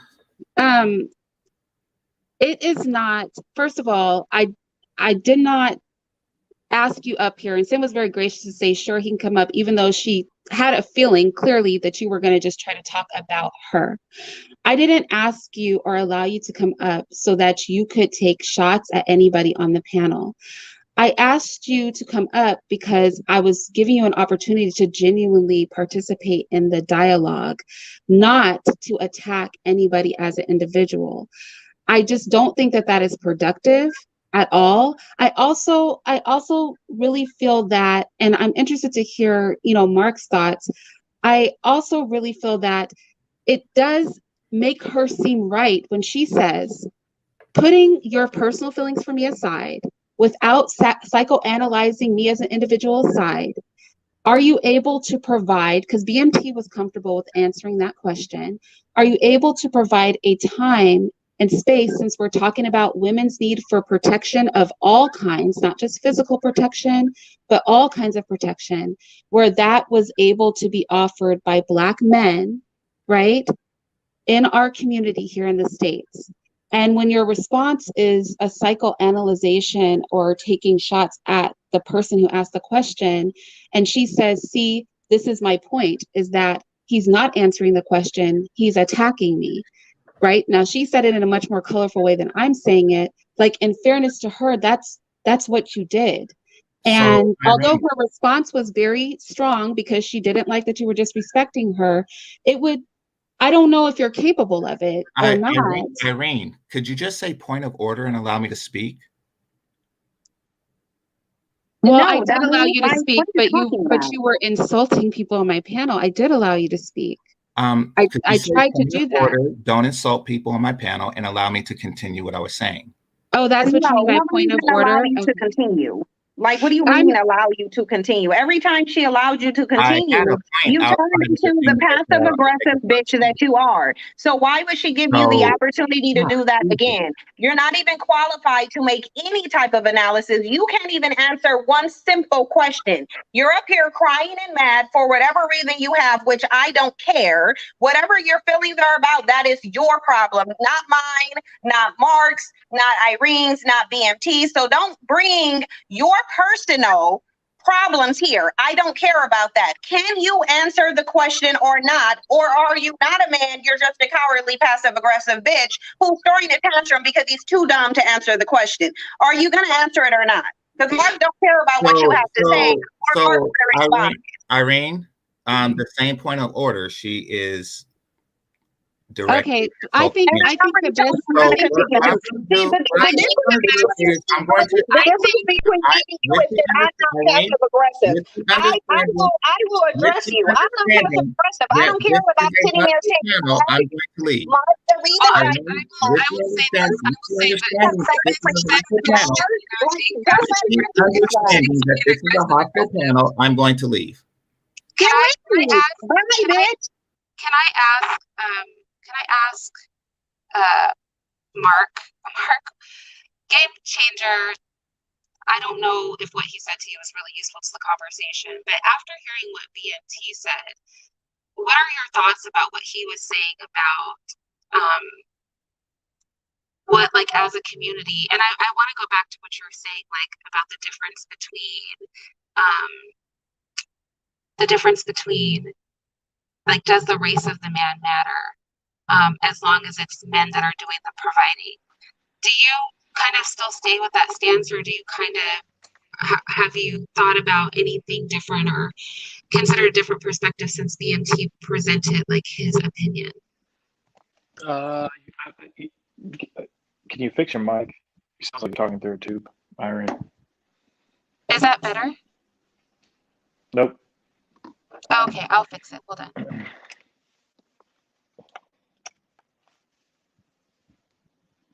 Like, I think one of the things about it, y'all, like right now, okay, so let me use this instance. Let's Can you look at it with, hear me better now? you sound much better, Irene. You sound Okay, much and better. then Sin, I Yes. just want to apologize to you because I didn't realize like why you felt so pressed about him. When I was listening, I was like, oh, like he's actually, and I guess you knew he was going to do that when he came up. So my apologies on that because I just thought he was going with the narrative that's popular, like in some spaces about, ageism Nah, and stuff like that. Irene, he's a Yeah, troublemaker. it's okay, Irene. You He don't have to love picking on apologize women. for Dusty. Yeah, he like picking on women, you know what I'm saying? So, for real, I ain't even want nothing. I wasn't even gonna come up for real. I sent the super chat just to scare him. And you see he ran as soon as he seen it.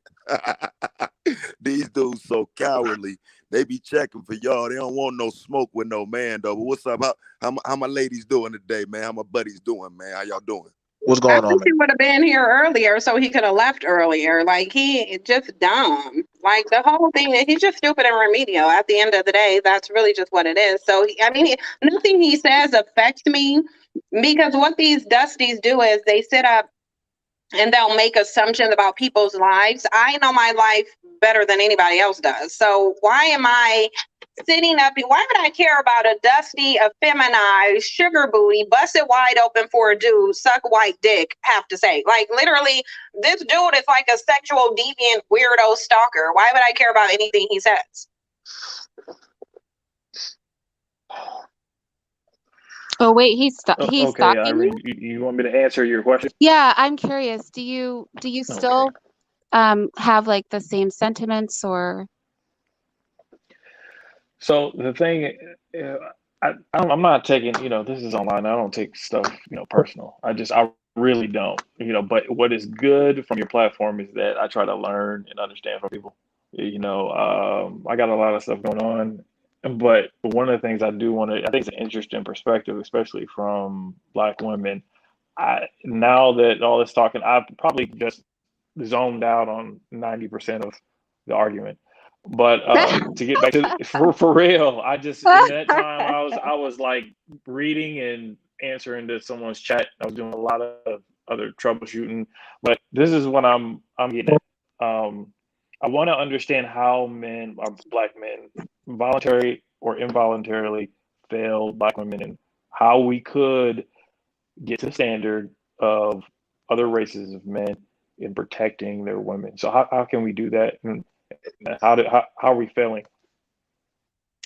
well, for me, don't ask me because I think that requires like socio-political revolution and a restructuring of systems, right? Because the ability to provide ultimate provision of the various types of protection come with control over the systems, which means that Black men are going to have to ultimately compete with the men that do have power, right? So when you want to win against an opposing team, like I don't know much about sports, but let's say football, right? Then you have to do what you have to do to gain the most points on the board and dominate the field. And right now, like in the field of, let's say, just use America, um, that is not what's happening. So I think it would be, and I think it is possible because I know sometimes, because Black men are a minority population, right? As far as there's not as many of them, that is sometimes said, well, there are less of us, right? So is it possible for us to dominate state systems and federal systems and things like that? Absolutely, because we watched the way that white men went into all Black countries and dominated our men, right? So it is possible, but I think it's not going to be possible playing by the rules of their game. And I think the whole thing we had really recently with GameStop proved that, right? The systems are not meant to be overthrown fairly. It's not just about being clever and knowing how to play the game. It's not about that because they're not designed for you to overthrow them. And should you learn how to play the game well enough to actually be competitive, right? That those systems would quickly change the rules. And we saw that happen with GameStop, right?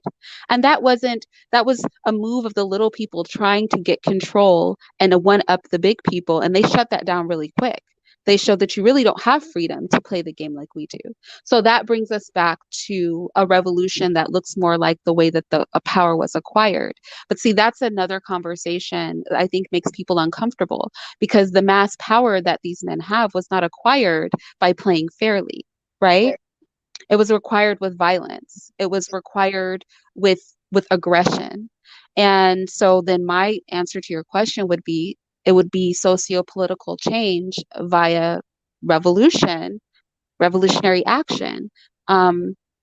Because I don't think any other way, and I'm so glad GameStop happened, because I think it woke a lot of people up to the way the game really works, which is that it's not about being better. It's not about being the better competitor. And it's not Yeah, about playing by the rules. I agree, and agree on the part of what we would need to do to change. You said socio-political revolution, but how are we failing in our own, as a collective? From when did that? She said never. Cynthia G said never have we protected, Black women. So how is? I just want to hear from Cynthia or Irene on that. Cindy, you have thoughts? Yeah, what Yeah, is how it are that we you wanted? specifically, like, as a collective, failing? I'm sorry, you wanted, could you like rephrase your actual question? Because I don't know what the question is. To your point, how are we failing as a collective? You said we've never protected Black women as a group throughout the existence Right, of the United States. right. So how is that? How are we doing this? How are we failing? Well, you just haven't provided protection of any kind. I mean, I would think the fact that even though there's so much I'll say vitriol in response to what I've said, nobody has presented an actual example or a time when the Black male collective protected the Black female collective. I think that kind of The thing speaks is to that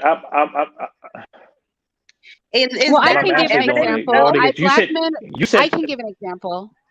Black men are okay, not capable of protecting themselves. So Right. we're looking for protection of the community, but Black men in our society can't protect themselves. And I'll give you examples of what I Ooh, I think mean. my mic broke up on it. I'm sorry. I'm sorry. I think my mic broke up. Can So you repeat that again? I'm sorry.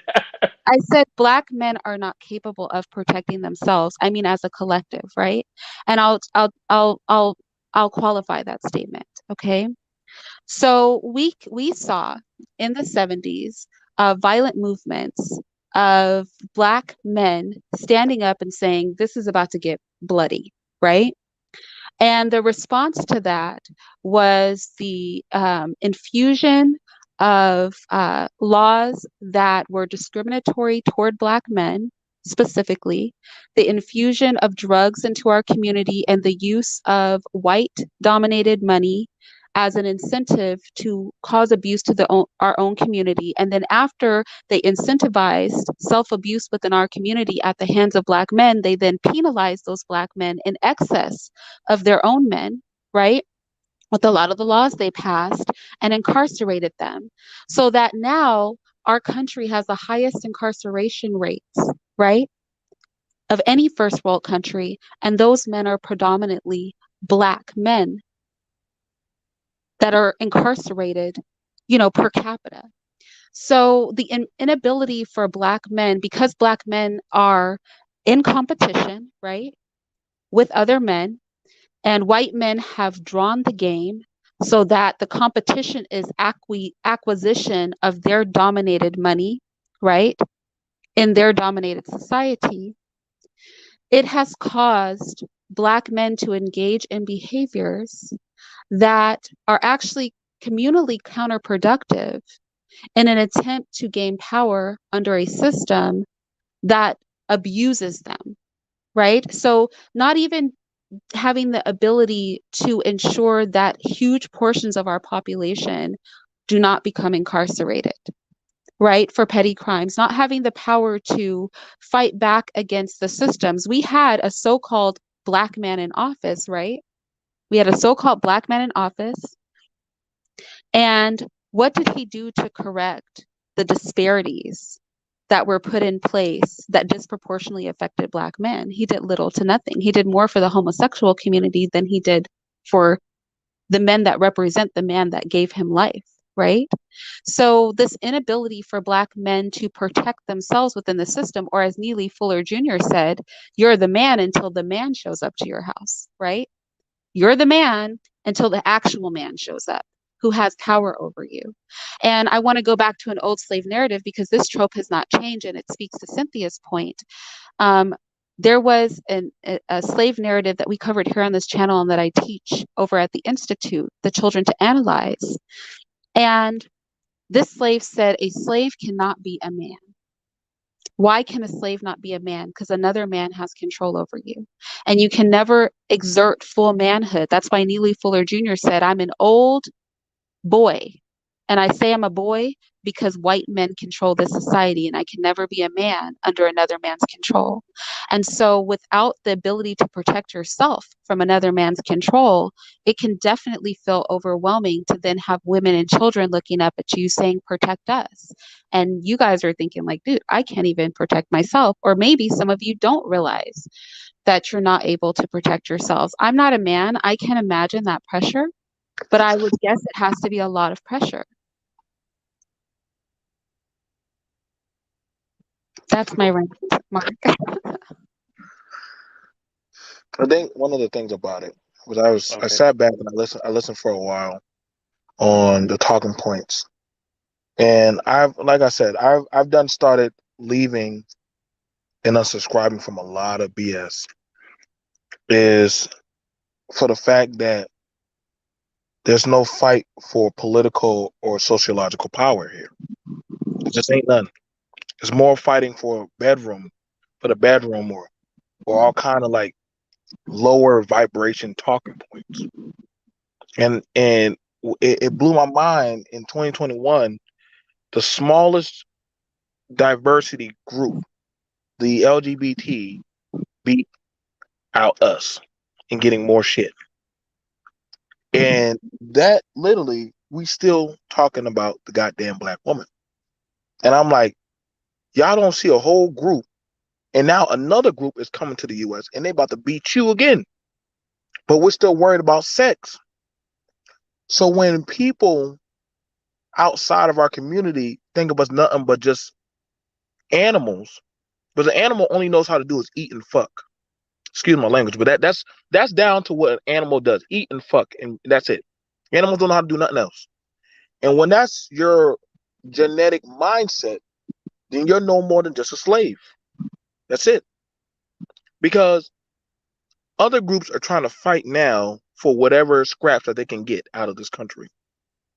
And if you're not talking about sociological prowess, and that's why I said that you're inaptly ineffective now. You know, I get it. We get happy when they see one person in a position. You say, well, he's one of us. Well, you didn't put him there. See, there's a difference when you self-employ somebody and you put them in that position to speak for you because you put them to say, you're our voice. That's power, because you put that person in that position to enact your will upon the people. There's nowhere in history that we as a people can say we put somebody that literally that we had them enact our will upon the people. There's nowhere in this country that we can say that we did that had that kind of influence. You can't. And when you start realizing that, then you're going to like, yo, I need to change my focus. I need to change my redirection. And I know y'all going to say, well, BMT, you sounding like this. You know, see, that's the lower talking point. It don't even matter anymore because those words don't have no power. They have no power. If that white woman want to say she shut down your channel, what you going to do? Nothing. Now, again, if some people are smart, you would start taking, you might want to say, well, maybe I can go off from master or go off from people and start building my own shit. But see, only time certain people feel like they're in power is when they're next to power. You get what I'm saying, Irene? That's the only time they feel like they're in power, when they're next to power. Not when they go off and just build or do their own shit, because then that means you would have to work from the ground on up and appreciate what you got and say, you know what, in due time we'll get there. But that would mean that you will learn how to actually have to forge for yourself. You would have to forge for yourself. And see, the women are starting to understand that the men are not going to leave from the white man. They're not going to leave the white man. He feels if I sit next to the white man, and I'm not excluding myself, but if I'm in the white man's community, I made it. If I'm in a position in the white man's job, I made it. If I get to have a taste of his woman, I made it. I've never seen a white man go after the same woman you go after. Once you touch that woman, you know they don't touch that woman anymore. Whatever you do, they don't want it. If so many of y'all move in the community, what do? They move out. You after a while, you gotta start noticing they don't want to really be around you. They don't. They don't fuck with you. They just say they put up with you, but they understand you're good for fucking and breeding. We need more workers. But now you outuse your youth. So guess what they now got? They got the Indians coming in. They got the Hispanics coming in. And so I'm now like, yo, at this point now, I better go ahead and start working with the women and say, yo, I'll put my money in what y'all doing so that way I can at least see something that I care about might get passed. And if people gonna say, well, that sounds like a coward. That's no. I mean, but that's the thing about it. The women, they're not name a time when the black women say we're looking to the black men to pass the law for us. You can't tell me that, but they're going to go to that white man to get a law passed. They're going to go to that LGBT member to go get a law passed. They're not going to go to no black man. Until you can say you make an effective law or you control something, they're not going to come to you. Go ahead, Mark. Oh, okay. I don't know if there's a huge lag. Where'd he go? Okay. So I was to speak to your point. I don't think that I look at it a little bit different way. I think there are some channels that's out there where we're talking about having sex and stuff like that, and I agree. But I believe with this enfranchisement of Black people in itself, what I've seen, what people in power, such as white folks in power, have done is broke up the Black family. I believe some of the conversations are true and they come in good faith to express how we can reconnect as a people, because it's not as simple as just trying to change certain things in the political system and the socioeconomic area without being a unit first. You have to move together. But if we can't move together and we're torn in our group, in our collective, and we can't move together, I think that it breaks down the ability that we have to be effective. So I do agree with some channels that try to say this is how we need to connect as a people and then focus here. But if we're torn amongst each other and then we're trying to focus, it's ineffective. So I don't know if that makes any sense, or you disagree or agree. That's just my stance on it. No. I hear what you're saying, but I'm asking you, like, you know what I'm saying? What law or laws can you say earnestly as Black men we have that set up a rite of passage to protect? Can I ask you a question? Who you asking the question to? To Irene and Dusty. Who's Dusty? Who's Dusty? Dusty Repellent, the psychologist. So Sin is not up here anymore if you came to challenge Sin. But don't talk about her like that either. Like, I really honestly, I don't know. My channel has a very mixed group of people, but let it be known that I am very fond of Sin, and it's just not cool to be disrespectful to her. Like, she doesn't come over to this channel to be disrespected. When people come on my panel, I don't allow them to be disrespected. And so no matter how strongly people feel about Sin, like, just don't do it. Right? Okay, my question is literally don't. So my question is, why does she or do you feel protected or not protected, and why? What, why are we not talking about the topic? Why are we making it about people instead of the topic? That's the thing I'm not getting with y'all. The Wait, topic. actually, if I Yeah, may this is. interject, I was trying to answer wait, your question, but he jumped in. No, I know you were. wait, I know you were, Mark. But I'm just saying, like y'all making it about asking about the woman and the women, but y'all not talking about the topic. That's the thing that's blowing my mind. That's starting to irritate me. Why are we not addressing the topic? Like the topic. That's just I don't get y'all jump on the panel, but y'all not talking about the topic. The subject wait, of can you guys protection came up. The can you subject of guys hear me? protection. I can hear you. Okay. I wanted to say something real quick because I heard a lot of stuff that went completely Before unchallenged. Dark And Prophet, first of all, hi. But before you hello, say man. something, can Mark say what he was going to say? I feel like poor Mark has been, he Sure, can't but ever speak. I'll say this: I have to be to work in like 8 minutes. So if Okay, I go could, ahead. Go ahead, Dark. Go ahead. okay. So, oh my God, there's a lot to unpack here. I want to talk to the idea of I think it was BMT.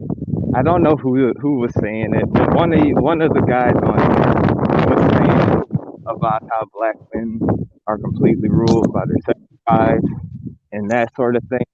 And I'm surprised that nobody batted an eye to that. Because I'll be honest, I talked a lot of stuff about my HBCU, and you won't hear too much of me defending HBCUs. But oh my God, black men are not out here wilding like that. And I'm not gonna cape for black men. And I say this every single show. I don't cape for black men. I don't cape for black women. But the cap on black men, like black men are just out here slinging meat and don't do anything, and nobody bats an eye to that. That's something that's very concerning to me. What they out here doing? That's the narrative. That's pushed by everything No, around man. you. Can y'all hear me? What they out here Yeah, doing? Give me some examples of what they doing. Because all Well, I see is they graduate and go marry a white woman. I'll say like this. I'll say like this. If you don't have a black man that's successful in your life, you need to figure out what black men you're messing with. Well, I I'll told say, you. I'm going to say this. Evidently you don't have a question because your gay ass sound like you got a whole lot of black men in your life. Answer the question. Don't play with me, bro. I ain't Listen, Dark, correcting these cats. wait, Cat, he's just a kid. He's like Oh my 20 something years No, old. no, He's like our child age. this is why I Irene, no, said stay to the I topic. don't need anybody. I don't need anybody to defend me. I don't need to defend me. This is why this is why listen, y'all listen, real quick. All right, it's a kid, man. Just remove Yeah, he's young. I know. Here's the thing about it. I'm gonna tell y'all right now. Y'all got to learn how to separate y'all emotions and just focus on the topic at hand. Just redirect yourself towards the topic, not the person, just the topic. That's it. That was the miss. She came in here and was attacking people because she felt like she wasn't protected, and that might do everything to the No, right. no, But first of all, let's not conflate. Let First him of all, deal. Sin's not on the panel. Irene, Wait, hold on. one second, Wait, wait. please. Sin is Irene, not on the panel, number one. Number two, she didn't come and attack anybody. She was attacked, and then she was passive aggressively came for it, and then, Sin is aggressive. So that's what wait, happened. But she's not here, so I don't know why she would be a topic of conversation. And as Dark Prophet, before you go, 'cause I know you're on your way to work, I'm going to tell you, like I told you, we have the Black Conservative mixtape over on my Patreon, and we actually spoke. I Irene, she don't knows think it's better. fair for college educated Black people to speak as if the small amount of us who get master's and doctorate degrees and things like that are indicative of the whole community, and to say, well, in my small circle of Black people, it's like this. I just don't think that that's fair. wait, Irene.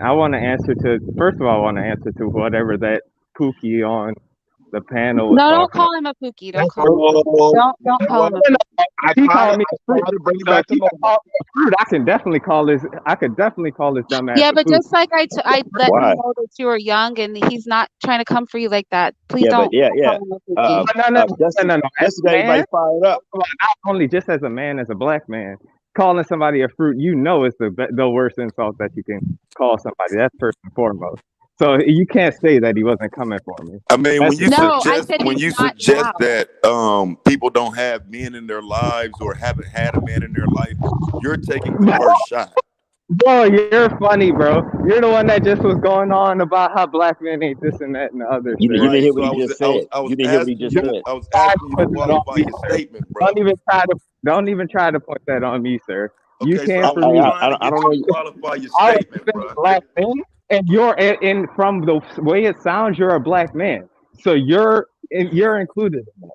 So do you I was not count trying to yourself? get you to qualify your statement, bro. Qualify my statement of what? That black men aren't out Hey, here. Irene. Okay, so the question was about HBCUs. What y'all Hello, imply Irene. was, I since That's the question. you know what, I Is can't even somebody hardly hear saying you, my dog. I'm name? about to I switch to feel my like computer. Yeah, Drop the it's link in there Mark. so I can get on my Can you computer hear me, because I can Irene? hardly hear, dude. I'm gonna start getting annoyed if I can't hear. Yeah, I can. Dark Puppet, can you mute your mic? You have a lot of noise behind you. Oh, sorry. You have like a lot. Hold on. Thank you. All right, I can hear you. Okay.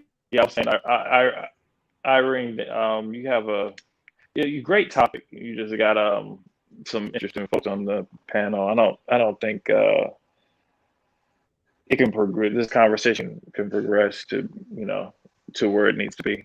But thank you for having me. I think I'm gonna chime in at another time.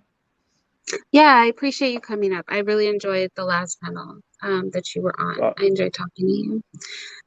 Oh yeah. Okay. Thanks. Bye. Well, like I said, Hello, Uncle Locke. Hey, how you doing? Oh, I wanna say something. I wanted to go to before you get into it, Uncle Locke. I wanted to go to the comment I had on the screen that Taz said about Neely Fuller Jr. I agree, Neely Fuller Jr. His commentary sometimes borders on white ideation, but I still think he has some good points. I put that up there so I wouldn't forget to say that to you, Taz. Like, I definitely think that's the case. And I don't think he was running. Mark is just, I think Mark has been on panels with me before. You guys can look at the panels on my unlisted playlist for my videos that are unlisted. And he contributes a great deal to the conversation. But we did have like a variety of personalities up here. I think it's really important for us to recognize that our community is comprised of all different kinds of people.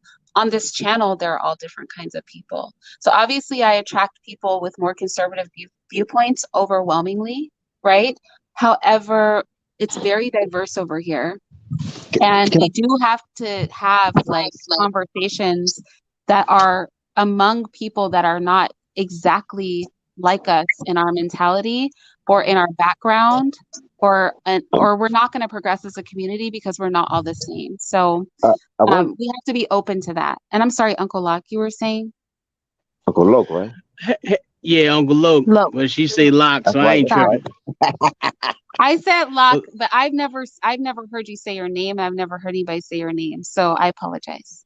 Oh, it's all gravy. I ain't tripping.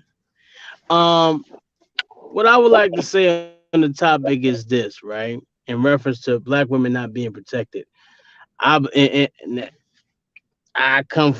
experienced a little bit of more of an extreme lifestyle than probably the average.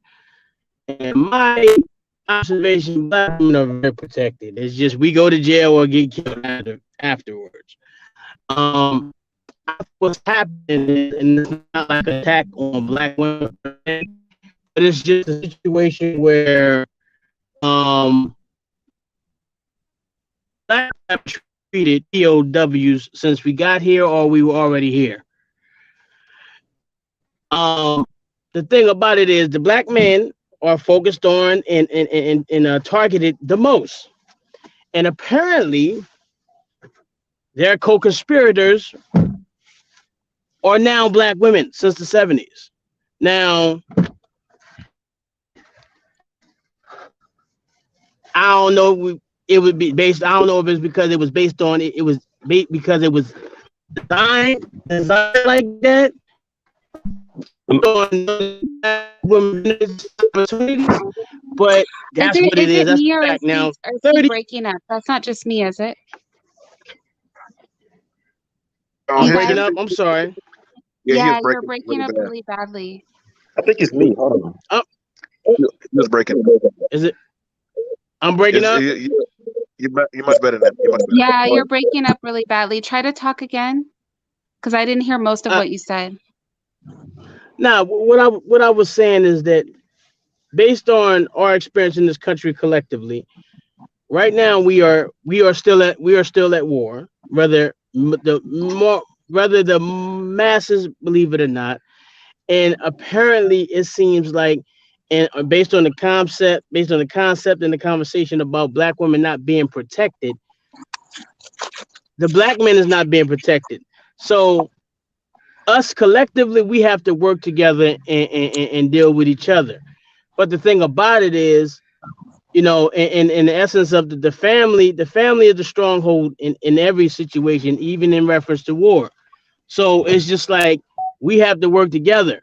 If we don't work together, ain't nothing gonna happen. But what I'm trying to say, and on the major issue is, I kind of lost my train of thought. But basically, can I help sorry. you? Go ahead. We talk about war. War is actually, the definition of war. Let's all agree is opposing your will on someone else. It doesn't have to be violent. It could be mental. It could be, through mannerisms and stuff. Just the whole American narrative is war on us. That's why I'm saying, but it started with violence. Can we agree with that? Man, look how it began. Worse than violence. It started with violence. So I agree with you. Like, there's different aspects of warfare. Yeah. But the initial stronghold is violence. Yeah, your friend knows better. She needs to get roasted. But I'm gonna leave that alone, Irene, because you are. Please do. But, no, I'm gonna leave it alone. But she didn't right to come and attack them. No, please, because you just said you would leave it alone, though. You just said you would leave it alone, though. But the question is, okay, I will. But the question was, do women need men? And I was like, I was on not trolling, but I joke around. And I was like, how you gonna bring your vivacious, self up there and talk like that? But then I got kind of actually mad because she was going in. But wait. Oh, okay, yeah. But of course, but my question is, why do you and her feel unprotected? You don't have a cousin Gus? Somebody say something crazy. I know you got a cousin Gus. Okay. I don't have a cousin Gus. I don't know what you mean by that. Okay. But this is what I will say. Again, it was not on an individual level. That's why it says, do women, plural, need men, plural. It's speaking on a communal level, right? And it was brought down to a Black communal level because when Mark was up here, he said, does the race of the man that is providing the protection matter? Because at the end of the day, men are the people who provide the various types of protection. So then we started to look at directly the Black community, and the arguments that were put forth were that within the Black community, we kind of do have to look at our tribe of people, because if all of the protection comes from outside of the tribe, right? Yes, men are still providing the protection, but is that detrimental to us as a tribe of people for our protection or overarching of the various types of protection to come from outside of our tribe? And so that was what was on the table. Now, as far as do I feel protected, I will answer for myself, right? Well, it depends on what you're talking about, right? Because and let me tell you why it depends on what you're talking about. Because when I go out and I walk out into the world, like as a woman, do you gentlemen on the panel, do you guys remember what happened at the Puerto Rican Day Pride Parade a few years ago? How the women were literally being raped in the streets and they were having their clothes pulled off? Who knows about that in the chat or on the panel? There was a lot of footage, there were a lot of arrests made. Yeah. Do you remember that? Yeah. Yeah, if you see the footage of the Puerto Rican Day Pride Parade, it is horrifying. It is scary. They It were is doing that literally openly too. scary. There was a French couple that was not even part of the parade, and they pulled him and his wife in and raped his wife like in front of him. There was video footage of women where like literally gangs of men were descending on them and backing them up against gates and then ripping their clothes off. And then there were actual like this female horse just ripping their clothes off. Nobody even had to do it for them. They were just doing it in the crowd. It was absolute chaos, What the right? hell was they drinking? It was chaos at the Puerto Rican Day Pride Parade, and they were filming it. Like, if you watch the footage as a woman, it will make you want to be like covered from head to toe just to make it hard for somebody to get to you. But my point is, the women were out there half naked because it was a hot summer day, in New York. And why did they feel comfortable being out there half naked? It's a problem in New Because York what already. happened? Because what happened at the Puerto Rican Day Pride Parade? What happened at the Puerto Rican Day Pride Parade? Women, we feel comfortable being outside half naked because we know that there are systems in place ran by men where we can pick up a phone and call somebody to get a man if he does something wrong to us. And we know that the men know that there's somebody to check them if they do something to us. So in a way, I feel societally safe because there are balances in check where if I don't go into too dark of a corner of the world, right, that there's going to be an authority there to protect me. But I don't feel fully safe because the authority that's there to protect me is ran by people who hate my people.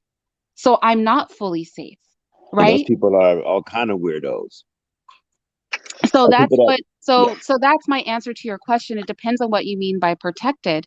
Do I feel fully safe? I would feel the most safe with people who loved people like me and who were people like me, a people that come from a people that are compassionate and not super violent and crazy, right? If they were in charge, I would feel safer. But I have a level of safety, but it's only to a point because I know that the powers that be, they are the same people that came in and chopped off the arms and legs of Black men. They're the same people that sanctioned bashing Black babies' heads in. They're the same people that thought women like me were not good for anything but breeding or, so Yeah. do I feel 1,000% safe? Of course not. So, there's levels to that and there's limitations to safety. And how safe you can feel if you're in a Black female's position. That woman who got her eyeball chewed out, like how Bootsy, who was little Bootsy, is it little Bootsy? Who was the one that's talking about getting a Black woman to have sex with his little tiny boy sons? That's Bootsy. That's Bootsy. Like, how can I feel safe when he's in a room with other Black men and the minute those words left his mouth, they didn't literally rip him to shreds and bash his face in on camera. He should have been an example for everybody. That is not okay. I cannot feel safe as a woman when people like that are allowed to walk around safely. This is not even about overthrowing the whole system. Why is that nutcase walking around feeling comfortable? Why is that fool able to walk away from the store and not get snatched up when he tried to chew that woman's eye out? Why is a white dude hitting a little Black girl at the mall? I don't care how out of pocket that girl was. He shouldn't have been able to walk away from that situation safely. So I don't feel 1,000% safe. No. And the safety I do derive comes from a group of people who aren't really about my protection. But you got to have a circle. Bill Bootsy lives a gangster life. He's not qualified to speak on. He's a Black man. He is qualified. So some of you had some questions for me when I was in the chat box. So I just wanted to come on the panel as I'm driving so that you can get your question answered. Yeah, because I was offended how you was going in on Black men when you know better as a psychologist. How can you sit there? Actually, I don't. I know that everything that I spoke was fact, and I know that. Name one time when Black. Right. So can you name one? I mean, right. So can you name one? Come on. And he protected Black women how? Because he's one individual man. So we said that Black men as a group. So this already disqualifies him because he's one man, but let's entertain it anyway. What did he do? Entertain it because he's an intangible. He provided. Right. So what did he do? What protection did he provide? He provided an intangible. of all people taking care of everybody. You want some kind I'm sorry. you want some kind of violent Let me everybody. Did I say that, or did I Okay. say that? Is now that what I said? You implied that. now let me No, I don't. Hold on. Here's the thing. I don't imply stuff. You're in your emotions because of something that I explicitly said. So then why would you make it? Do I seem like a passive aggressive type of person who would imply something rather than just overtly say it? No, but you are a bully, and you are as a psychiatrist. You know So that. are you saying I'm, first of all, I'm not a psychiatrist, but I do have a degree in psychology. This is what I Mhm. study. I've read a couple And of psychology so books. how am I, Kate, reading a couple of psychology books? That You're gonna does throw what? you're gonna throw your credentials in the man's face, but that's all I on the side. absolutely All on the I side. am, because if he's attempting to give a psychoanalysis of somebody's mindset, don't you think he should be qualified? now hang on. So let me help you with this. I'm gonna show you, Elwood. I'm gonna show you something personal. During the start of COVID, right? Mhm. While I was doing a show, I had to run off the show because 3 black young men were trying to rape my nieces in the park. These are 3 girls under 18 were being dragged around, forced to the ground, and getting their clothes ripped off.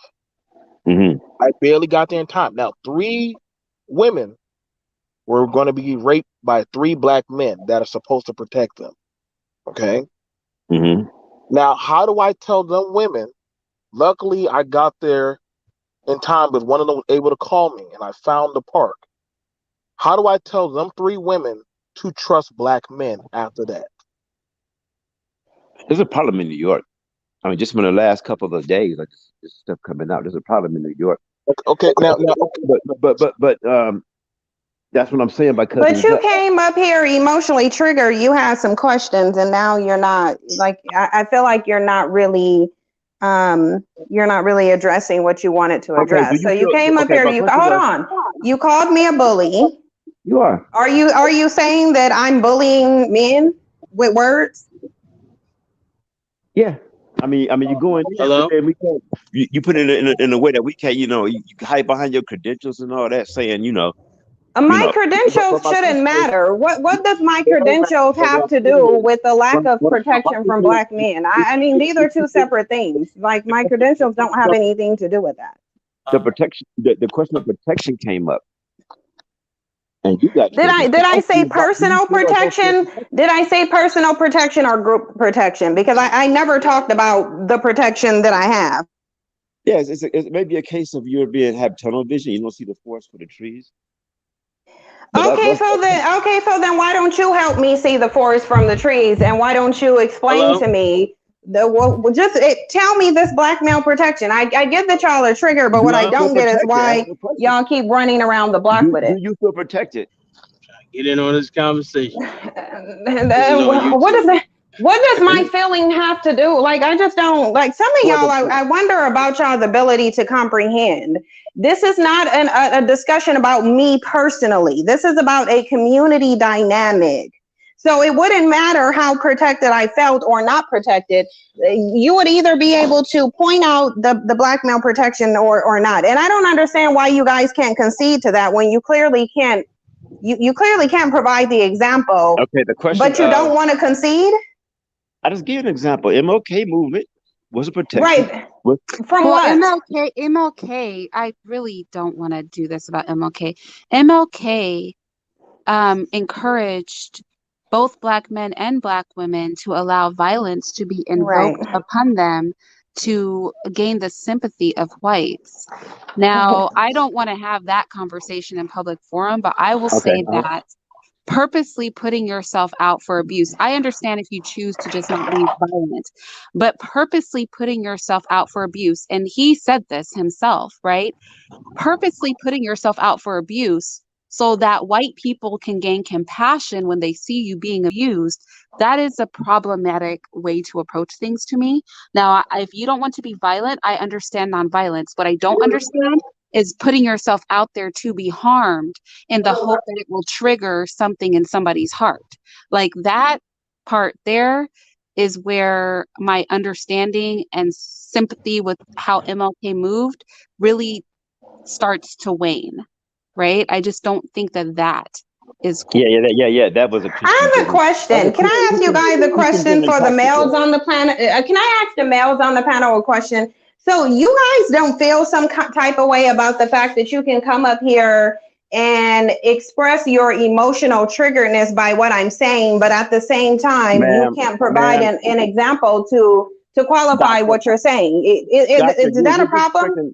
You're disrespecting the multitudes of black men sitting in jail right now. Okay, but you're telling me about emotions and some individuals. I'm asking you about the collective of black men, and this is why you're feeling emotional, because you already know that this is the truth. You know that I shouldn't even be entertaining you on this panel because you can't qualify anything that you're saying, and it's really irking me. I'm about to just stop talking to y'all because I'm going to ask again. Can you or can't you provide an example? MLK is not one of them, because if anything, MLK put us right in the belly of the beast. That's not protection. That's the opposite of protection. So again, can you just name a time? Either you can or you can't. Y'all look silly. Y'all look silly. You look silly not conceding to a point that you like. He said, Old Head Juice said MLK, and then when I gave my stance on it, he was like, yeah, that he wasn't really with that part of the approach either. So I think he conceded that point. It was a Christian-driven tactic, and well, Christianity calls for nonviolence, right? It does not. Where does Christianity call for just literally? Now we know Christ sacrificed himself for our sins, but other than his sacrifice for our sins, when does Christianity call for you to literally just say, here, I'm here for your abuse, right? I'm here for you to abuse me in the hopes that it will invoke sympathy and mercy from you. Now, I don't know where that's in the Bible. It came from Gandhi. So Christ gave a sacrifice, if we use Christianity, for our sins, right? For our sins. That's not the same as us going out, not to protect somebody, not me taking my body and covering somebody and allowing myself to get hit so that they can be saved, or saying, I will give my life for your life. That's Christianity. That has nothing to do with us going out in hordes of, 300 people where we know we're about to get beat down, not for the protection of anybody, just to get beat down so we can be on camera getting beat down so that people can be like, oh my gosh, do you see them getting beat down? Maybe we've gone too far. Like, that's not the same as sacrificing yourself for somebody for their protection or their salvation. So I think we have to admit that's a very different thing.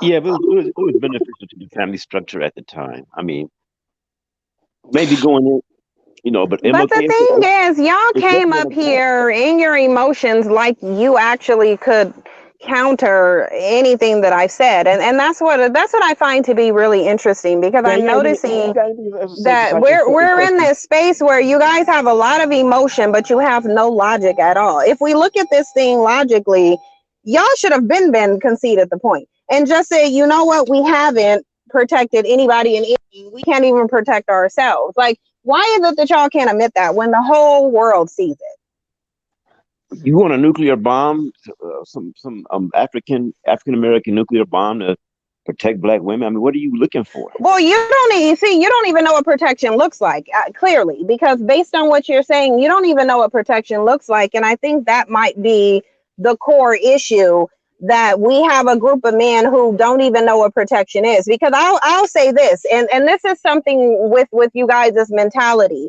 because you guys don't even give verbal protection. In fact, whenever somebody's verbally assaulting a black woman, you kiki and cackle and join in on it. You don't even give verbal protection. So it's just like you can, at some point, you have to be honest about the fact that I'm out in public and somebody, calling a woman a B and all that kind of stuff. And all it could even be on social media. It could even be on social media. You don't even provide protection on cyber protection. You don't even it's just, there's no protection at all. And the whole world sees it, and then they comment on it constantly. So I don't know if people can come out in groups of different races and acknowledge that Black women are the most unprotected group of women on the face of the planet. How is it that you don't see that the world recognizes that you're not protecting your women, but then you want to come up here and you want to get mad because me as one person points out the obvious that everyone sees?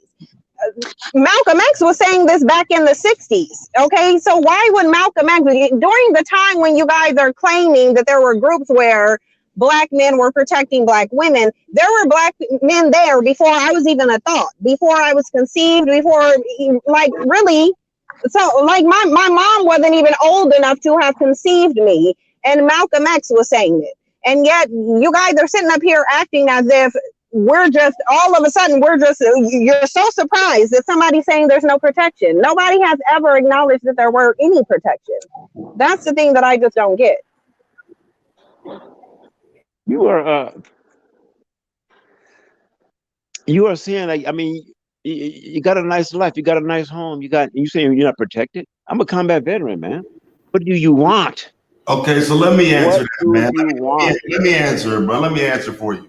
What she wants, and just one example, is when you see something happen, like a woman gets surrounded by a young Black man and gets beat down, that a considerable collective of Black men speak out against it. Not 35 people get together and march down the street. That's a societal you understand that?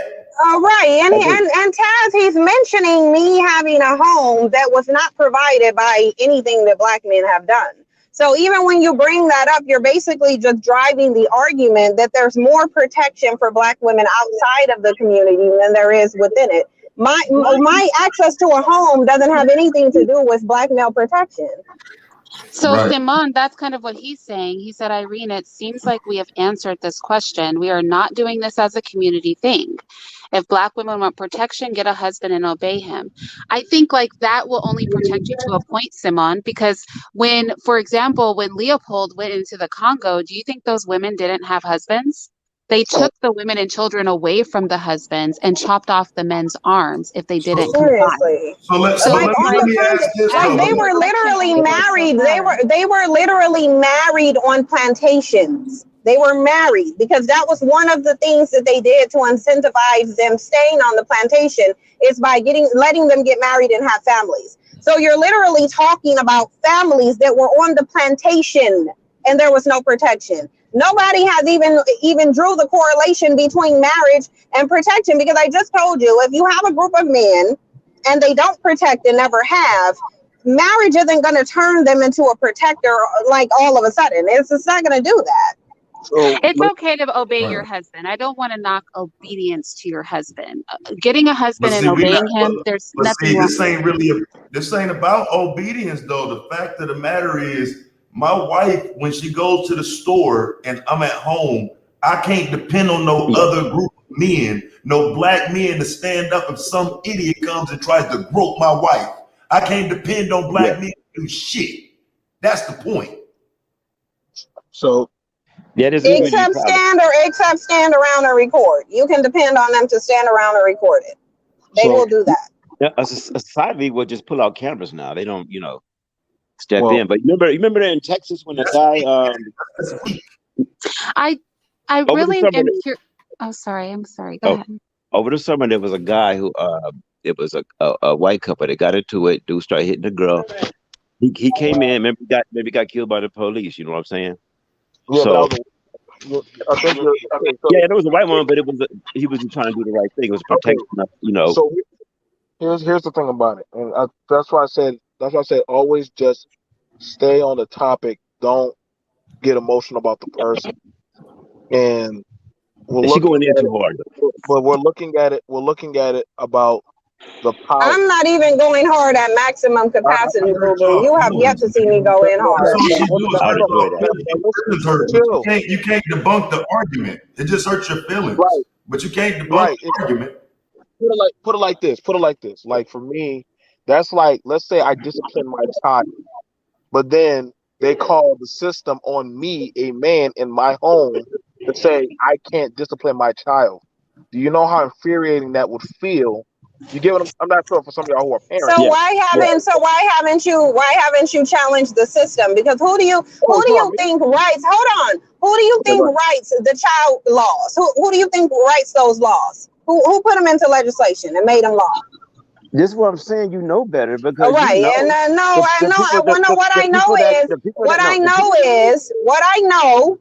what I know is that you're deflecting from the question because you're ego and emotional driven. You're not thinking logically. That is the problem with you guys. You're too emotional driven. I'm starting to think you might have more estrogen running through your veins than I have in mine. Like really, like y'all get it together. Like when the full moon comes, do y'all get y'all's period too? I'm not taking nothing on the chin from you because you a bad nurse. You are. I mean, how can you sit there and say all this crap and you know better? You know what people been through. You turn around and gonna say, why do you keep saying I know better? Like why do you keep saying I know better? What do you mean by that? You got all these credentials and psychology and all this. You said she I mean, knows better. You said you know what we've been through. Is that what you were saying? I didn't hear you. Yeah, man. You I mean, keep she on knows talking about about emotions, man. We ain't emotional, bro. Nobody care about what we've I'm not been. emotional. What do you know? I'm not emotional.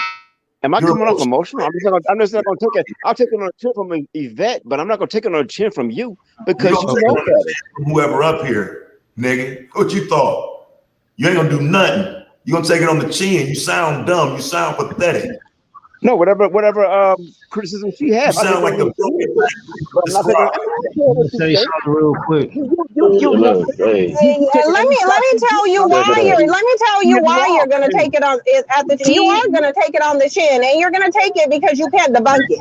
You not taking it would be you debunking it, and I'm asking you to do that. I'm asking you to debunk it. I'm asking you to. So D-Red and your brother, they have something to say maybe to this issue. D-Red, what are your thoughts? I mean, for the most, what it do, baby? I gotta say that first, man. The jail is filled up with people to protect the black women out there. You just slapping everybody in the face with your whack opinion. And homie, don't come at me like that, man. I don't the jail is filled up with non-violent offenders, dumbass. Hey, look, non-violent offenders. You become a dumbass, though.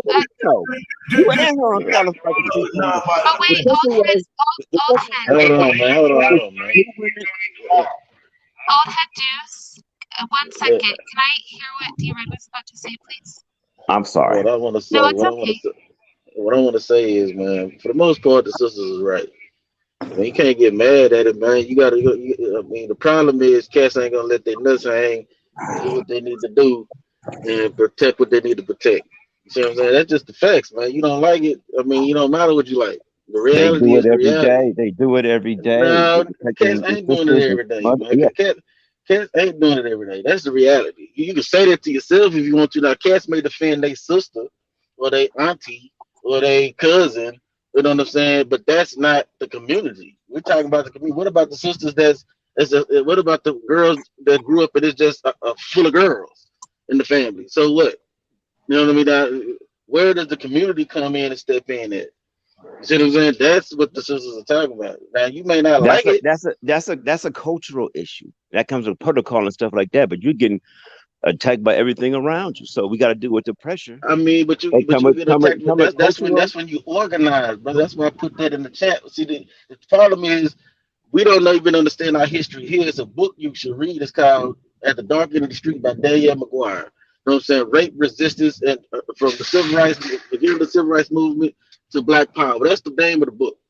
Go get the book. If you don't go get the book, it's called "At the Dark End of the Street" by Danielle McGuire. She talks about why a lot of these riots were happening in some of these cities was behind them defending Black women. So it's not a notion that we was not defending. At a point we stopped because at a point we lost our manhood. I'm just gonna call it what it is.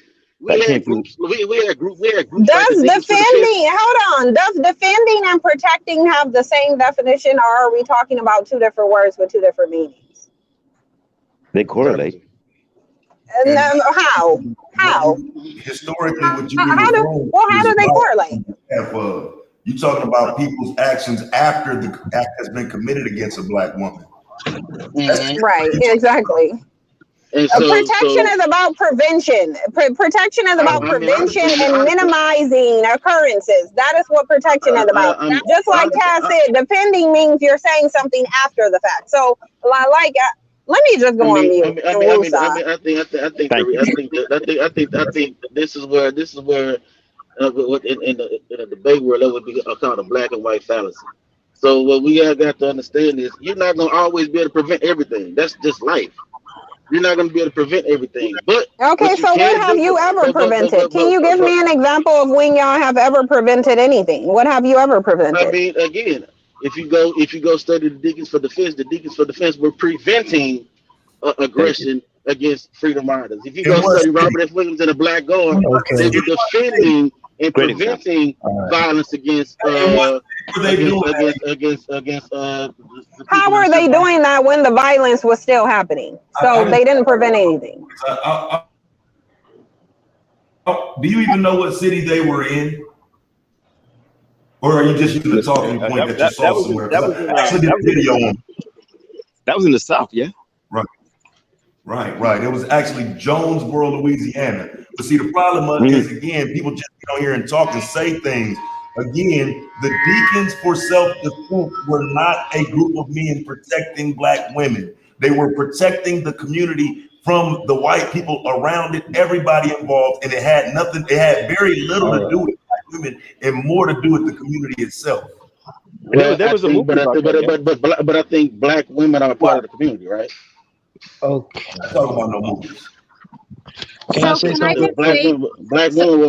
women were part of the community, right? Yes, but can I say to you, D-Red, here's the thing, and this is kind of what I was saying earlier, is when we give individual examples like that, that's why I said I didn't use the longest slave revolt in the history of the United States as an example, right? Because it only benefited that small group of people. When we talk about community protection, right? Community protection, and that's why I say in our community, I think we are so used to being at the bottom, it's hard for us to think bigger. Community protection is the army, right? Our military. That protects a whole nation, right? Community protection is the penal system, right? Where you have groups of people that enforce your laws over wide spans. As Americans, just carrying an American passport provides us a level of protection because people know if you harm too many Americans, we might blow up your whole spot, right? Yeah. So when we talk about small pockets of Black people, right? When we talk about small pockets of Black people who provide protection in a limited scope, that's not the same as being able, that doesn't extend to Black people who aren't in that community. So therefore, we can't really expand it to Black people. We can only expand it to, as Taz was saying, that town or that city. But I think what is important is that doesn't mean that these things aren't relevant, because revolution happens in waves. It happens with pockets of people coming up and being aggressively protective and pushing back against the system, and then they're normally snuffed out, and then another group of people rises up. However, we will never have collective socio-political revolutionary action if we stay in denial about our accomplishments, right? Or our lack thereof. Right. Part of it is us recognizing these small victories, but recognizing that they were small and that they didn't extend to a significant portion of the Black community. And we can use them as blueprints, see how they were infiltrated. And go ahead, I'm sorry. Let me build with you right there. Let me take it from there, because look, I don't want you to miss something though. Okay. Keep in mind, the problem with the Deacons of Defense is that it stopped after them. So you had them, you take that energy, you transition into the Panthers. Okay, now you got a larger community, more communities across the country. You're widening the gap. You know what I'm saying? Or should I say closing the gap on what's being dealt with. And so now you don't just have Jonesboro being covered. Now you got the nation being covered. But the problem that we have is nothing came after the Panthers. Nothing came after that. So once you have that drop off of an attempt to protect the community, now we don't have shit. And the only thing you point back to is the Deacons, the Panthers. Hey man, we 50 years beyond that, fam. We look bad right now. Right, and listen, because I understand, I understand why the response is what it is. Because I'll say this, I wouldn't want to be a black man. I wouldn't, especially not in this society. Even as a black woman with the lack of protection that we have, I would not want to be a black man because it's a lot. It's a lot that is expected of you guys, and unfortunately our culture isn't conducive to you meeting those expectations. The society isn't conducive to you meeting those expectations, but the expectations are there nonetheless, and it is what you should be doing. And it would be, because just what Taz said, whenever the discussion comes up about what black men are doing, they reach back 50 and 60 years into the past. And there should be an issue with that. The fact that it is 2021 and you can't come up with anything other than the Deacons of Defense and the Black Panthers, which at one point was mostly black women. So that doesn't, and I feel like it does bother you. I feel like it does bother you. And that's why you get so triggered.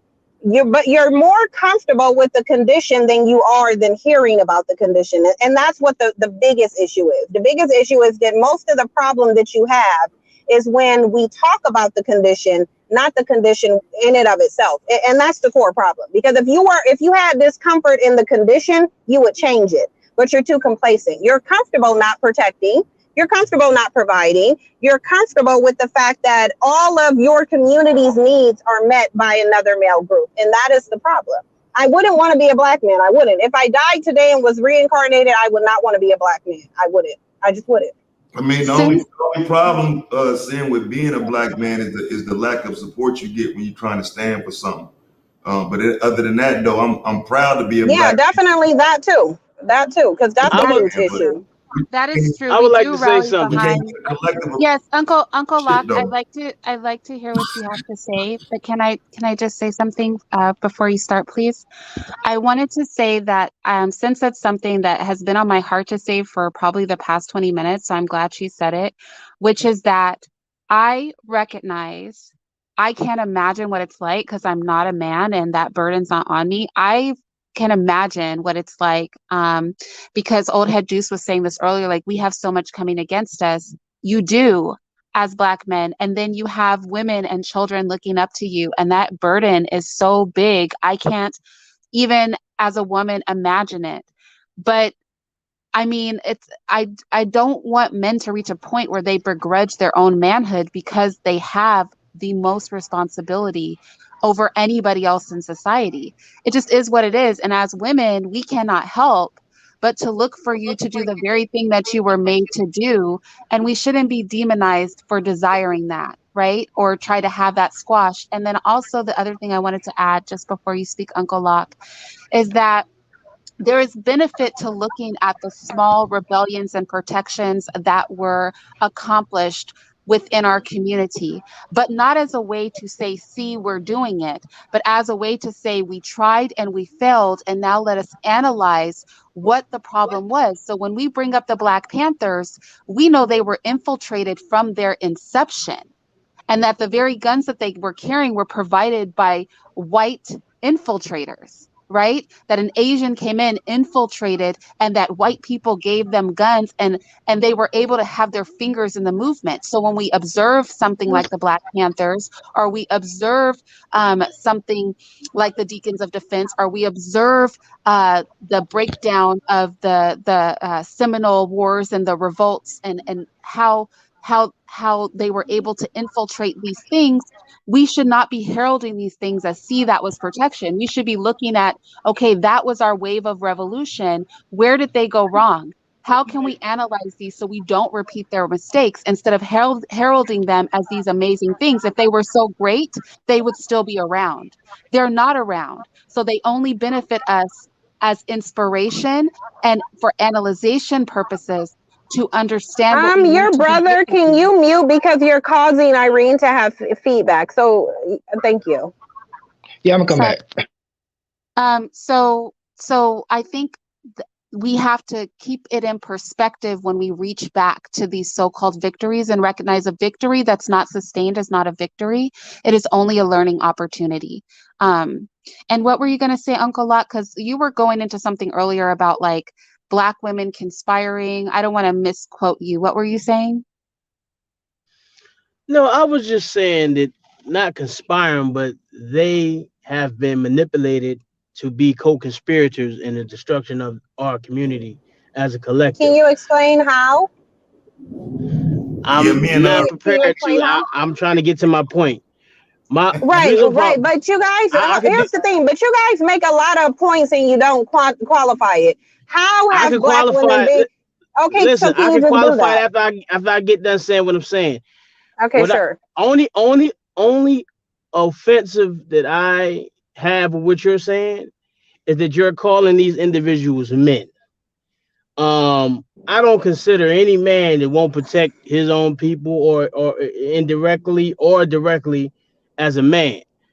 Okay, you call them boys, or just males, call them, or men, just be boys, nice and whatever. a man is something. There's nothing like a boy. But do you Now, think you you could be wouldn't nice and fall say, into you can that say, category? Even if I did say males or boys, which I think will be very offensive, I'm not going to use boy, which was a term to emasculate Black men for manhood. I'm not going to use that term. But what I will say is males. I'm not going to say what you. I'm going to say what I want to say. Like, you're not going to control what I say. I don't know why you think that you are. Can you qualify what you mean and give some examples of how Black women were used as co-conspirators? Because history actually says that Black men were. But sure, go ahead and qualify what you were saying. What do we do to co-conspirate with white men, and when did we do it? Again, I can get to that after I get done. You said you said that before. You just said that already. You said that I know, when you made the first demo. Okay, so can you just do it now? I know, but can you just do it now? I understand what you're saying, but I'm not done what I'm saying. I know. I'm trying to understand what you're saying, and you said that Black women were. You know what I think, and I'm just gonna say what I think. This is what I think. I think you just threw that out there, and you can't qualify it. The only examples you can give is welfare and child support and feminism, which is easily debunked. And that's why you're not going there. You're not going to qualify it because you know that me, Irene, and Taz can debunk that in like 2 seconds and make you look dumb. And make you look dumb. Uncle Locke, you said, in fairness to you, when I said, you were saying something about Black women conspiring. You said not necessarily conspiring. You were saying that you felt Black women had been deceived. So I'm curious, as Sin said, to hear like you flesh out your thought. Like, can you explain what you mean?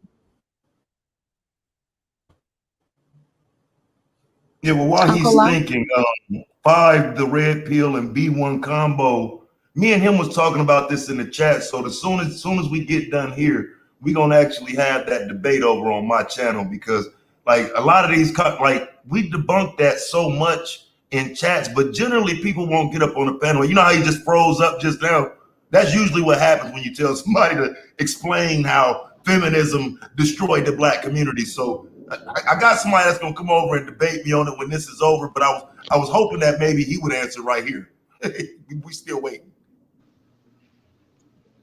Oh, well, yeah, you should put the link in the chat.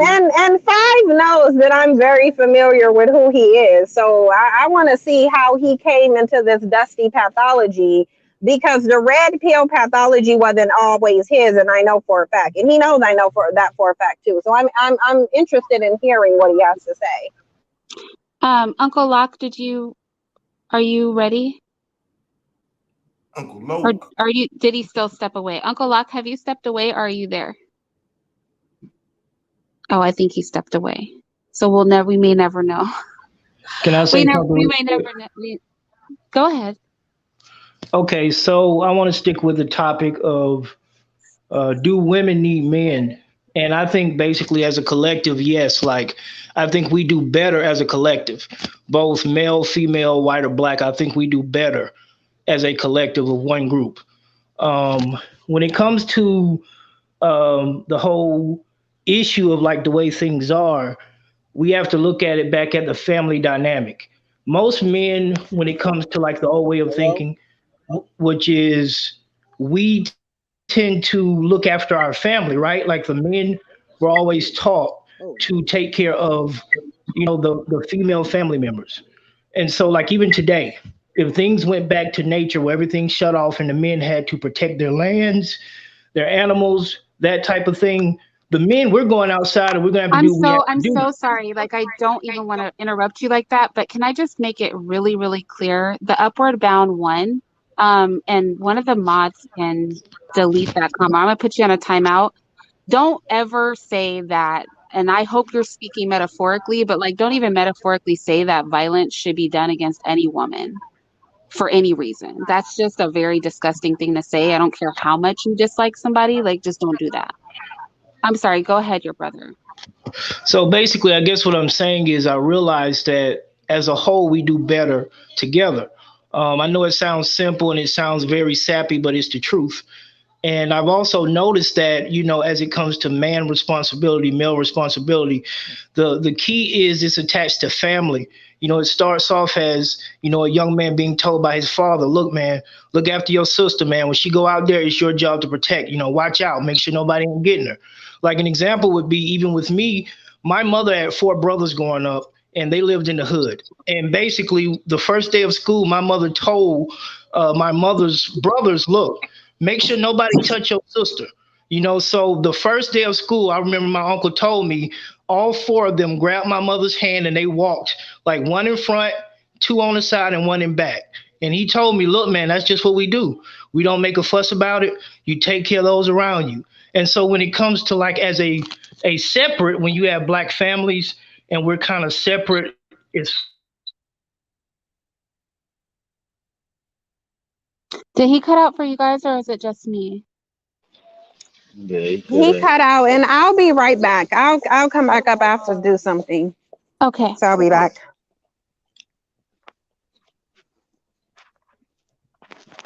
Hello? Okay, yeah. Yeah, I'm gonna have to go out and come back because I'm in the car and it messed up my connection. Okay. All right. Your brother, are you still there, or did you, I think his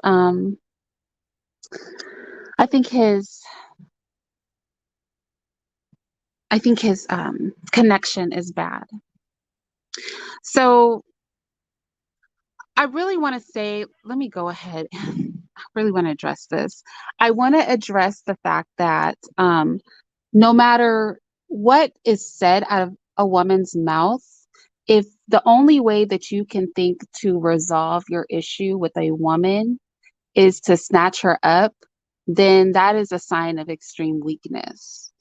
That should not be necessary. Now, I'm not saying like if a woman is being physically crazy with you, there's nothing you can do. That's not what I'm saying. But what I am saying is that simply because you don't like what somebody is saying, for you to say that they should be beat like you would a man, that is insanity. That's when like you just don't know how to author, your existence as a man, because it doesn't take all that, even if you felt a woman needed to be put in her place. But Uncle Locke, you were talking about your thoughts on women. Hey, how you doing? Being deceived. Hi. Yes, my fault. Somebody called me. I'm in the car. What I would want to say is, my issue with everything the lady said was the fact that I feel as though she's using the incorrect word or misusing the word. To be a man means to be masculine, and it means to be a provider, a protector, and it encompasses a multitude of things that a man, like if a man see a woman, a Black woman in particular, going through a struggle, he won't stand there and allow it to happen. Now, I understand that what she's speaking on is a collective issue.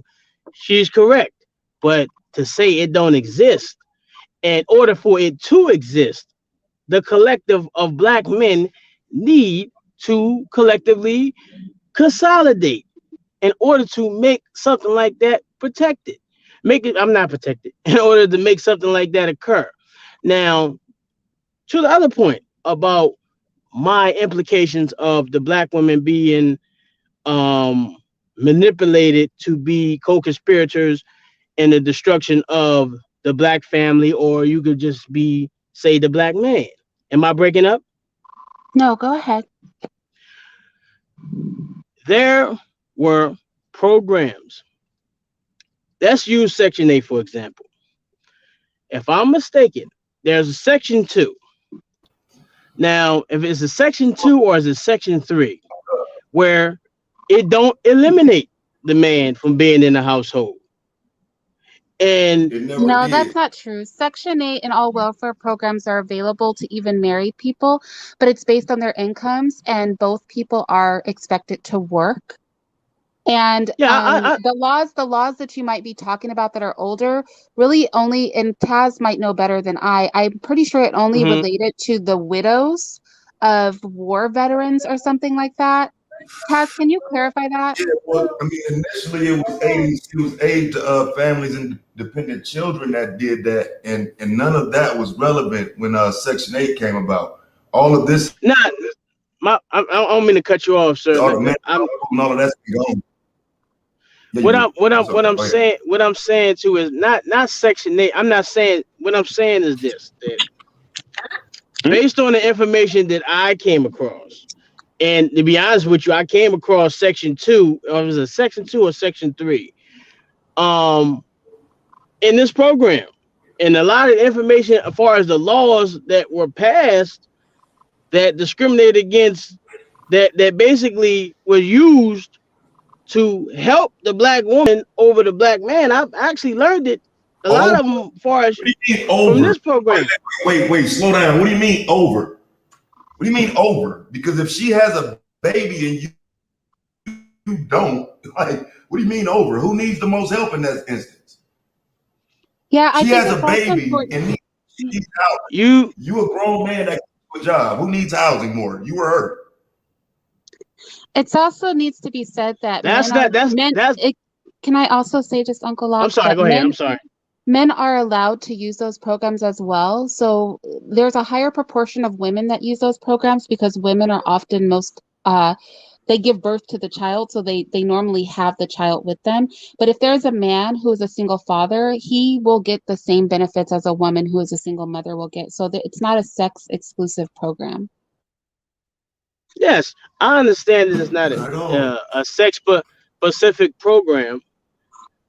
What I'm saying to you is that what is most likely to happen, like prime example, if they want to not support a program in the black community, they just gonna defund it, and then nobody gets to deal with all these type of things. What I'm saying. So can I expound on that? See, let me conclude, man. I'm trying to flow, and I keep on getting interrupted. My bad. Yeah. I have a one-track mind. If I get distracted, I'm. Yeah. My point is not my point. Huh? What'd you say? I said you placing the blame. Once you placing the blame. I'm not. You. No, I'm not placing no. I'm not placing no blame. If prime example, right? The dope game, right? Mm-hmm.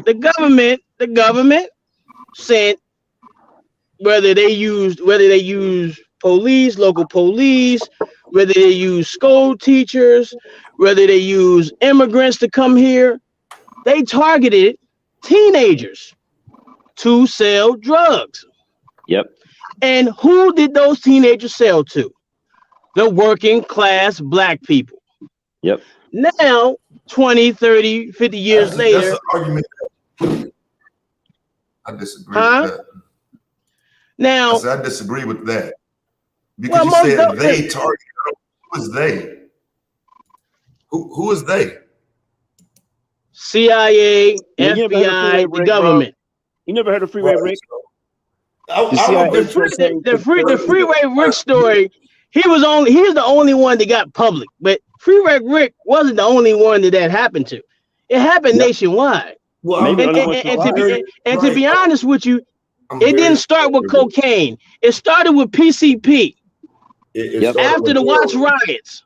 After the Watts riots, they start having these hippie people travel around and they basically what they do to the Kool-Aid. They start putting PCP in Kool-Aid and start getting black children hooked on PCP since after the Watts riot. That's when it started. Now you could say it started a little further, as far as the 30s and the musicians with the heroin thing, but that's a whole nother issue. What I'm saying to you is that example where, of course, women who have deadbeat fathers, who chose to deal with a deadbeat person, or they found out later that he was a deadbeat person and he don't want to have the responsibility as a man should. Of course, they're going to need these programs. Of course, they're going to need all these different type of things. What I'm saying to you is that she, out of manipulation or desperation, chose to depend on another instead of her brother. And that's all I'm saying. Now, I agree with the lady in reference to black women not having... That's a false argument, man. How? That's a false argument. Men have walked out on their children for decades. Men have walked out on their children. She chose to take the only opportunity available because the house was empty, because broken, weak, pathetic black men left their children behind. What are you talking about? That's not a man.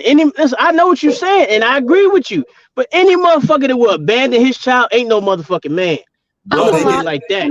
Can I ask you? So you said, and it was very catchy when you said it. You said that the women chose to depend on another instead of their brother. So then my question would be, what as a community, right, do we have in place to provide provision to those women so that they don't have to look outside of our community for any help that they may need? If we don't have the infrastructure to support them, then what should they do? If the only people that created an infrastructure to support them are outside of our community, then what are the options? That would be my question. And why I agree with you is basically nothing. We don't have nothing to support our own people. And that's why I say I agree. I only disagree about calling these fuck boys men. I understand you don't want to call nobody boy because of the implications in which you just call them males or something, or call them bitches, or call them bitches. There ain't no man gonna stand. This is why I had such a problem with a lot of cats, though. That's easy to do outside of their presence. You know what I'm saying? When you deal with these people in conversations, they come into this conversation as a man, you dealing with them as a man, and they leaving that conversation as a man. So although I may view them as less than a man through my eyes, they're still a man, and it's men following those men. So we only kicking the can down the road by saying they not men. Those are men. They're fucking men. They're weak men. They're broken men. They're pathetic men, but none the cut out. Men. Let's deal with that. No, I'm just saying. Let's deal with that. They're broken men. They're pathetic men, but they are in fact men. I feel what you're saying, man. And can I just say this too? I'm sorry. You were talking about the men that the women chose, and I actually agree with that. I do not agree. I do not think women are absolved of responsibility based on who they chose.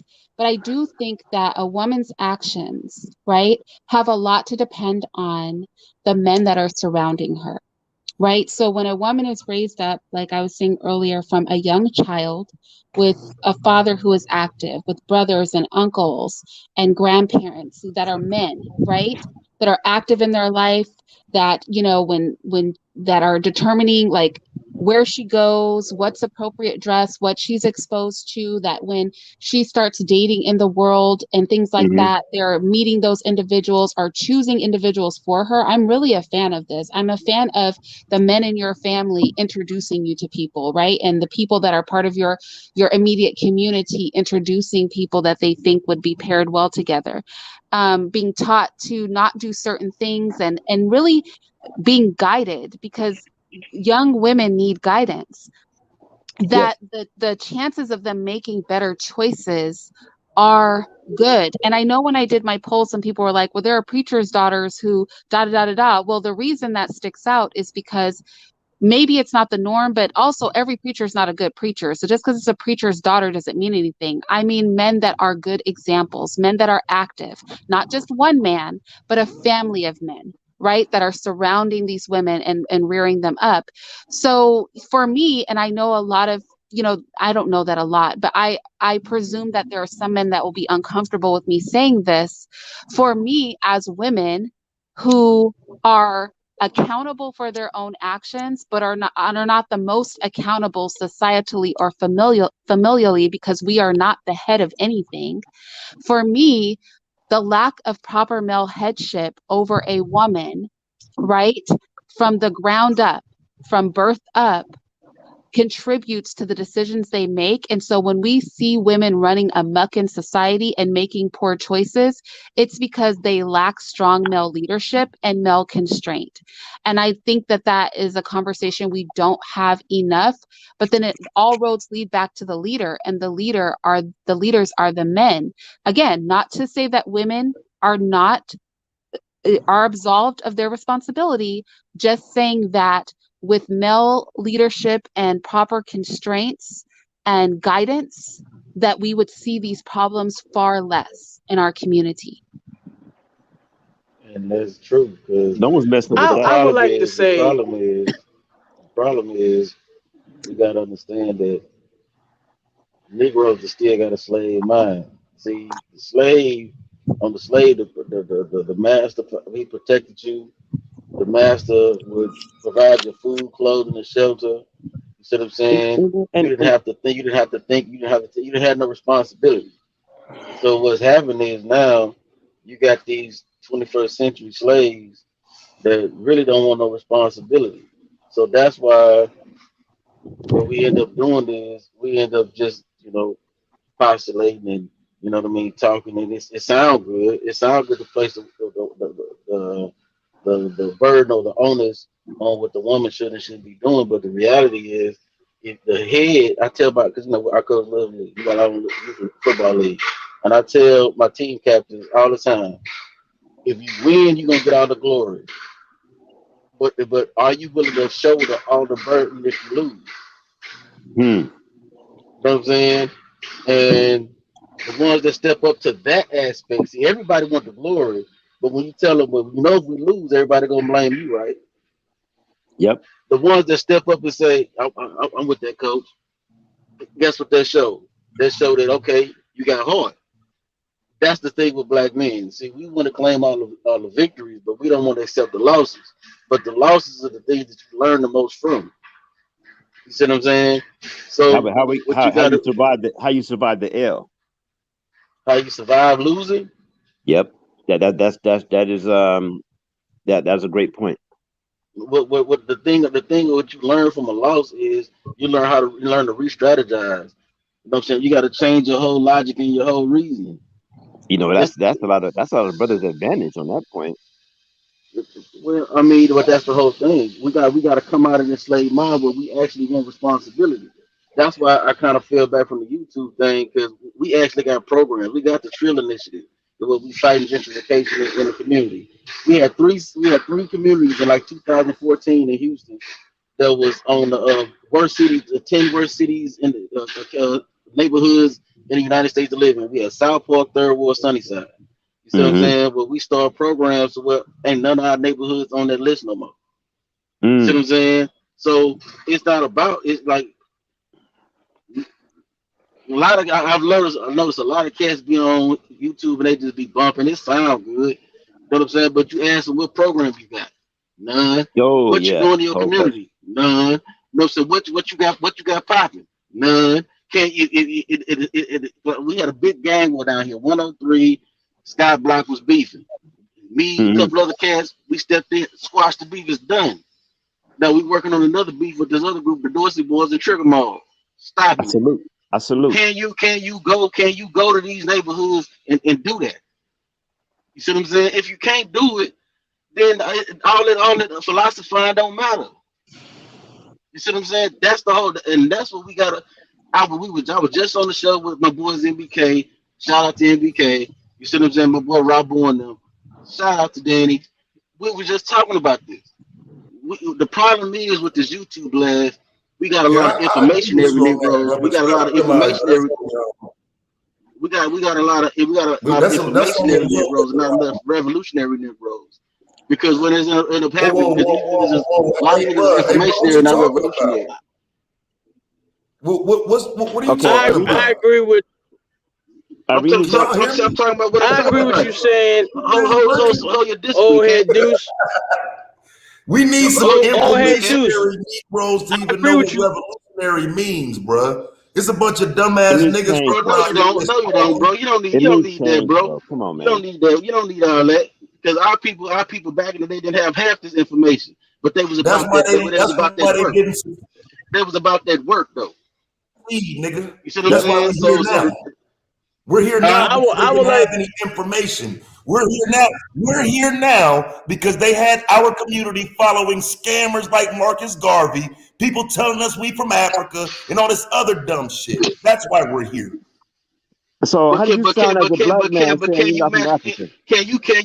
What have you done you a clown in the community to replicate anything or outdo anything that our ancestors done? What have you done? What have I done as far as what? You a clown tag. What? Anything I don't know what do you do? Referring to. Look,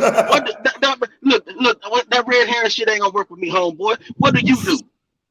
As far as what? I'm asking you a question. In your community, anything. Do you coach kickball? What do you do, nigga? He shit and doo-doo. Thank you. So anyway, when I was 15 years old, bro. Like I was saying, I don't care about none of that. What are you talking about? What do you do? Hold on. Let me respond to him, Irene. Let me respond to him. The problem with a lot of people is they don't respect information or knowledge because they have none. So when you see a teacher, you can't see me, bro. I don't know information, homeboy. You know what I'm saying? He just said he can't see you got knowledge because you don't know anything. So yeah, I think it's you can't see me on that. I'm one of the most respected cats with information on YouTube, homeboy. You don't even know who you're talking to, nigga. It don't matter. I hear your saying? Real talk, right now, bro. Real talk, bro. I hear you saying? Like I said, I'm respected in the streets and on YouTube, homeboy. You don't know who you're talking to, cat daddy. Right now, bro. You're not so you need to pump your brakes, homeboy. Real talk. You're not intelligent. You don't know who you're talking to, boy. He not bad, man. Well, listen. I'm sorry, Miss Lady. Do with just me and you. But I know you respond because the hit dog gonna bark, homeboy. Hit dog gonna bark. Right, or the person with the information is gonna bark. Bro, you ain't got no information, Taz. You ain't got no information, bro. Yeah, Taz. What information you got? What's your research? Hey, all this is counterproductive. How do you get a source, Taz? How do you get a source? Hey, let the lady speak. Sorry, D-Red.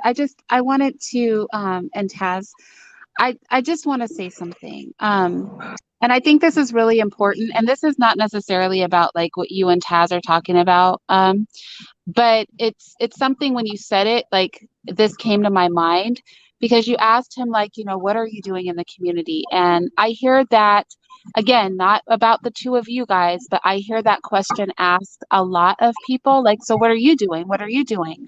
I think a better way for us to approach this, if we're really community minded, and our goal is not to indict people about what they are or aren't doing or to compare accomplishments, but our goal is to build, then the question should be, I'm doing this. Would you mind, helping me out with this? Or can you lend your resources? Or, if that person is a teacher, can you come in and can you teach? Or if you need volunteers, like we could really use volunteers, not what are you doing compared to what I'm doing, or what's your, what are your accolades? But for us to approach it more like, I have something going on. Are you willing to come over and contribute to what I have going on? Or, is there anything that you have going on that I can contribute to? I think if we approach it that way and not from a combative standpoint, we will get so much further. I've never asked anybody that question. No, I know that you don't. I'm just saying I hear that question asked. you know, and But I I'm think always asking, it it's never crazy. leads any place constructive. Like I've never heard it go any place constructive other than comparing accolades. And the goal shouldn't be to compare accolades. The goal should be to build, at least in my opinion. And again, not necessarily about what you two are talking about, just with that sort of line of questioning in general. I want to give Five an opportunity to speak because he just came up and I don't want to act like you're not here. So I appreciate that. Can you guys hear me? yes. Absolutely. Peace to the panel. Peace, Taz. Peace to everybody. Salute. All right, so I just want to be real quick with brass tacks because this dissension that we have between the genders is, it's not surprising. They said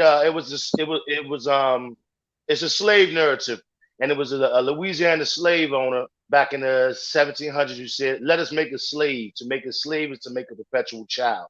So that's basically what we are. That's what I'm hearing from Black men and women nationwide. We're perpetual children.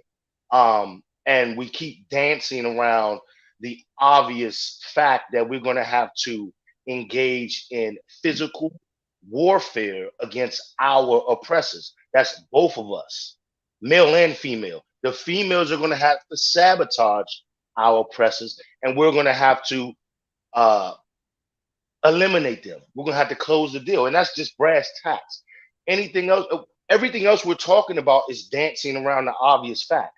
We're going to have to engage in physical warfare against our oppressors, both of us.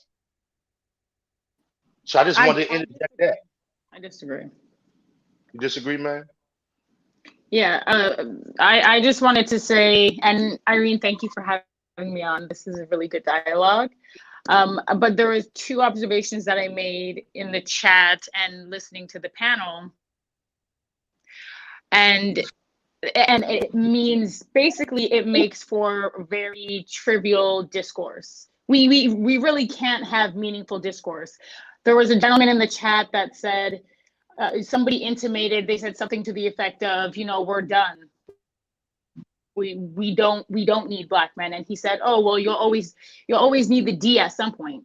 So that's one example of the way that Black men do tend to trivialize this plight.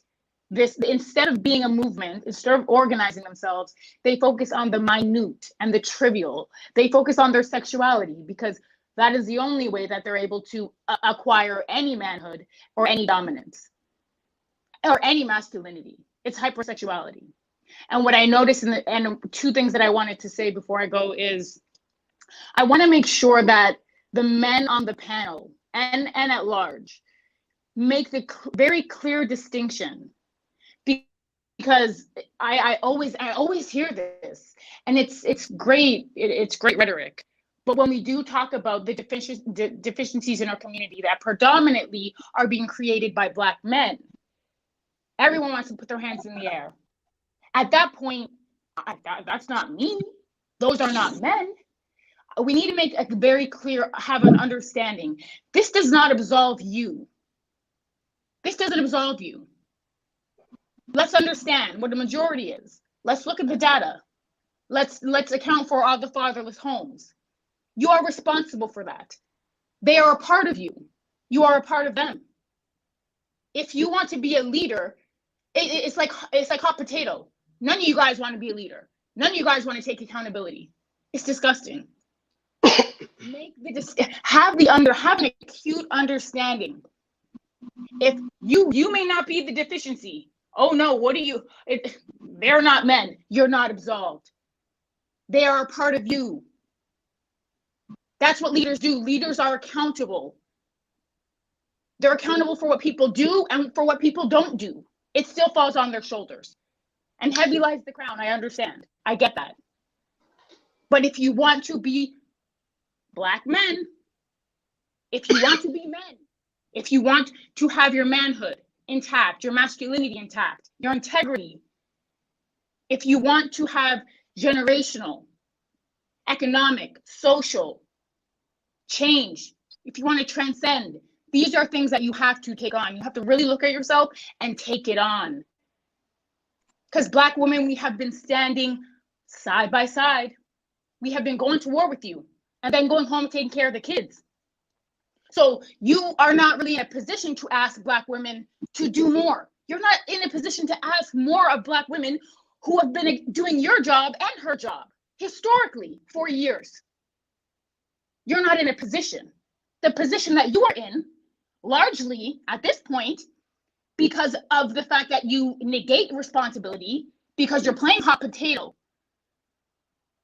It's your fault. You're complacent and you want to ask for help? It's our fault. Women are not complacent. Make the distinction. Women are mobilizing. Women are getting their education. Women are doing better in every statistical category. We are trying to transcend. And I'm saying trying because we're not where we want to be, but we know that there's somewhere we want to be.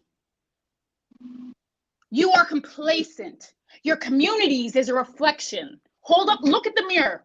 That's your community. So I'm sick and tired of the rhetoric. That's not me. Those are not men. They're not men because men were not there. This is still your problem. You are still accountable. And the last thing I want to say, because you guys are asking Taz, and this is really what it comes down to with you guys. And just like the guy in the comment that said, oh, well, Black women need to get some Black D at some point, like the look of E that he is.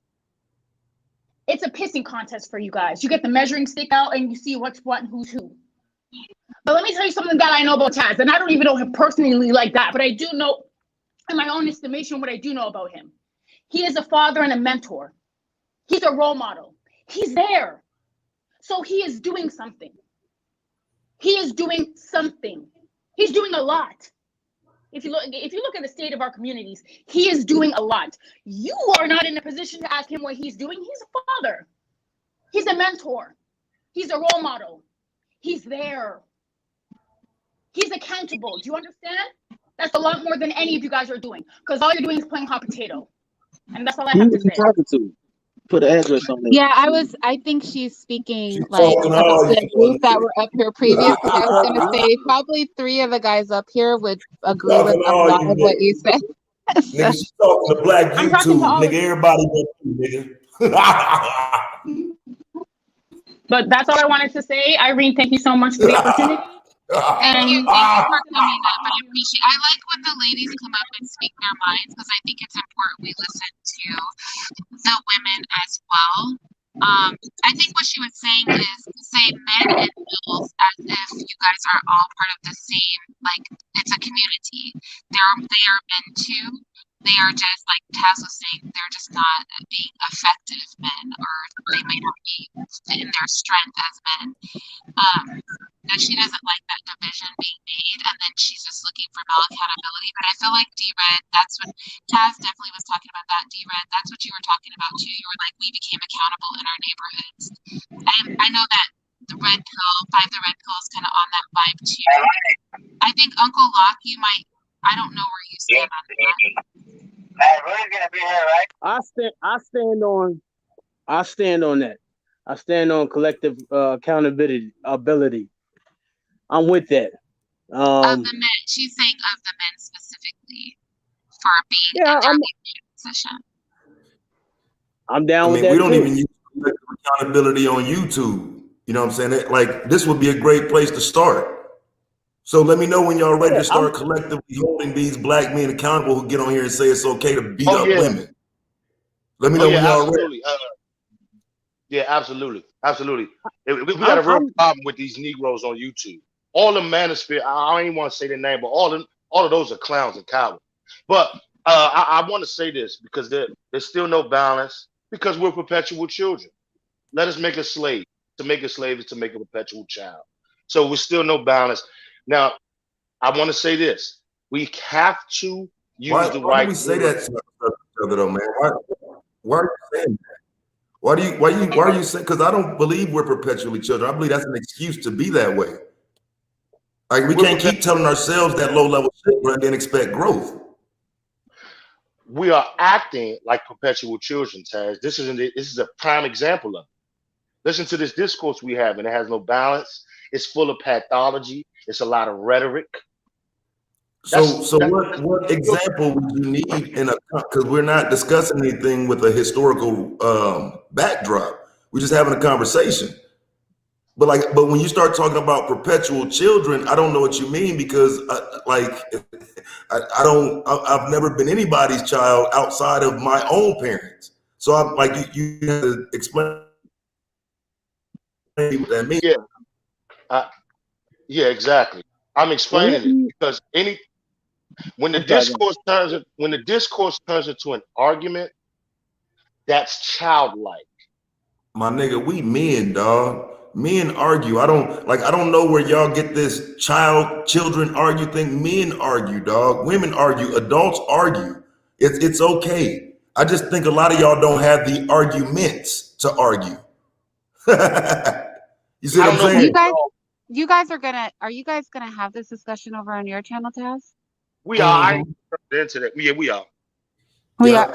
So no, because I was gonna say I wanted to, if you could, do you have it set up already, Taz? Yeah. So I wanna close it out here, and then we can continue the conversation over on Taz's channel. But I wanted to stop with Shortcakes K. Hey, Shortcakes K. And her comment, she said, Irene, don't stress yourself out with the Dust and Dusties.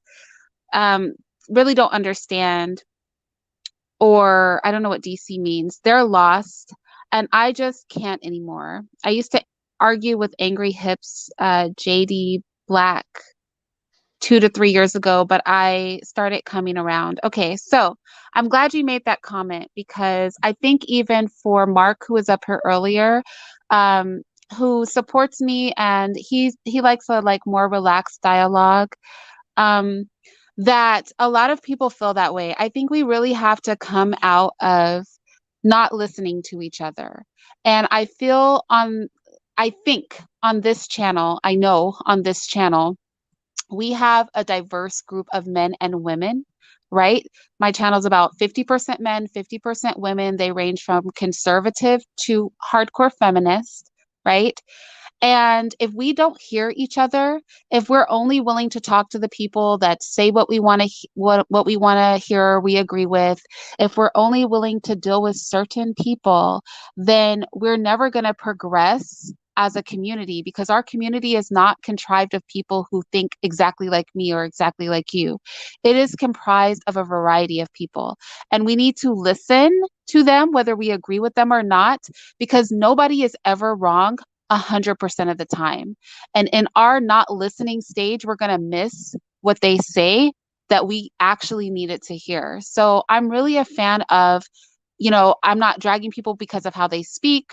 I'm not dragging people because of their opinions. I'm not dragging people because I disagree with them. I want to hear them, and I want you guys to hear them, because by hearing them, we know how we need to move. We know how other people are thinking. And if they listen to us, we can definitely find common ground. Like even Uncle Locke, when he first came up, he was talking about, and I think a lot of us were feeling like, what is he saying about the woman's role in things? But even in the end, when Alicia came up and she said her piece, he even agreed that he was able to agree with some of what she said. So we have common ground amongst us. We just have to be open to listening to each other, even when we don't agree, even when we're on different sides of an argument, and find where that common ground is, and then we build from the common ground.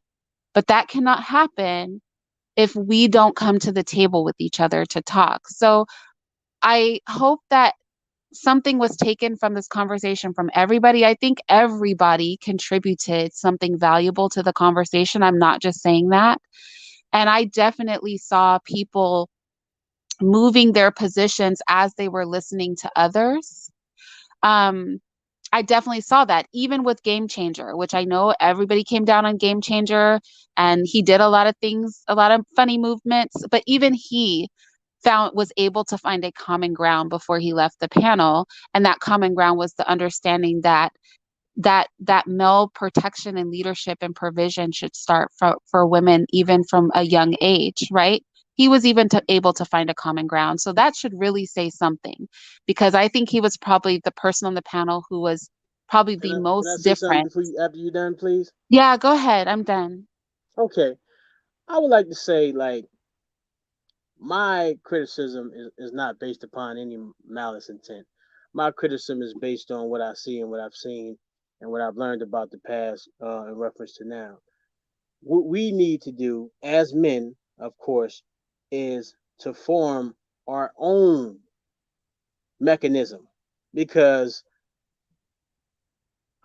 if I die, my daughter gonna be up shit's creek because her mom, I'm not eating at her mom or her uncles or her family or my family will not have her best interest at heart more than me. They won't invest the same time and energy as I would, as I am, in compared, you know what I mean? So just like prime example of voting, right? Versus the Biden versus the Trump. I voted for Trump. I didn't vote for Biden because it's like this, the worst of two evils. I would rather vote for a rapist. I mean, I would rather vote for a racist that will tell me he don't like me to my face than vote for a racist that will violate my child. So what I'm saying to you is that we as black men, not later, not to be philosophical, need to collectivize, consolidate, and build something where we can be able to protect our children. Period. Now we can blame women. I'm not blaming no women. I'm not blaming no black woman. That's my woman. I'm a black man. That's the only woman for me. What we need to do is come together. A black woman will form, collectivize, and consolidate black women, and black men. We need to come together and do the same thing, so we can have something to protect our children. You know what I'm saying? That something that is going to last, and that's something that need to be done. I'm done. Thank you. Thank you.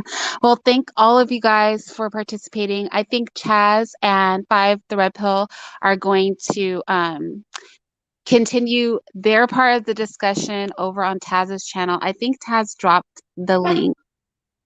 I'm not sure. Hopefully, Taz, you dropped the link in the chat.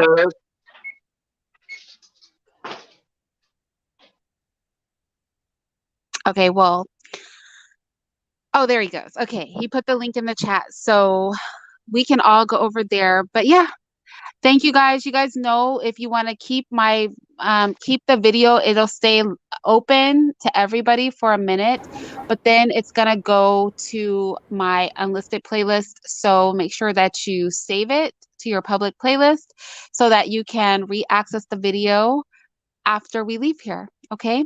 And I'm gonna go over and listen to your discussion. What'd you say? I said, no doubt. Thank you already. Oh, and D-Red, you said you had a program. Can you drop the link, like if you have a donation link for your program or anything, or the website or whatever you guys are doing? Can you share that in the chat as well, please? Say it again. You said that you have like a program, right? No. Oh, I thought you said that you had. Yeah, I said yeah. Yeah, I was saying, could you leave the details of that in the chat and in my comment section, and I'll pin it? Okay. And if there's like a place for people to donate or anything like that, or a website, just anything that you have, would you mind leaving the information? All right. Thank you. I appreciate that. All right, you guys, I'm out of here. Okay, peace. Thanks, Irene. D-Red, put it in the comment section, and if you don't mind, I'll pin it there. Hold on, I'm on my phone. Okay. Are you gonna put it in the chat and in my comment section, both places, right? Yeah. Okay.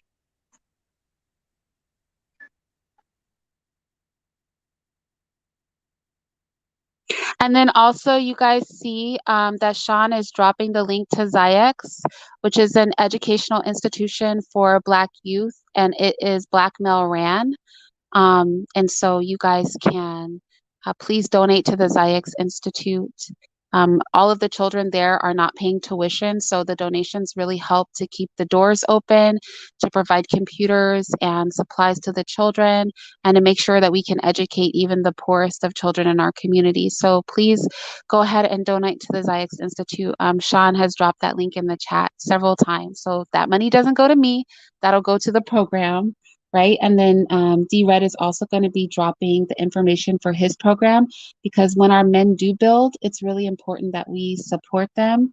And so let's try to show some support to these brothers and our children, because the things that they're doing surround our communities and our children. And also, if you want to enroll your children in the Ziyex Institute, if you look in my description box, if you're looking to have your children in All Black Institute and there is some virtual learning, right, so you can do it remotely, then there is a link in my description box so that you can register your child, so that they can be educated by our people in a very Black focused environment. I will talk to you guys later.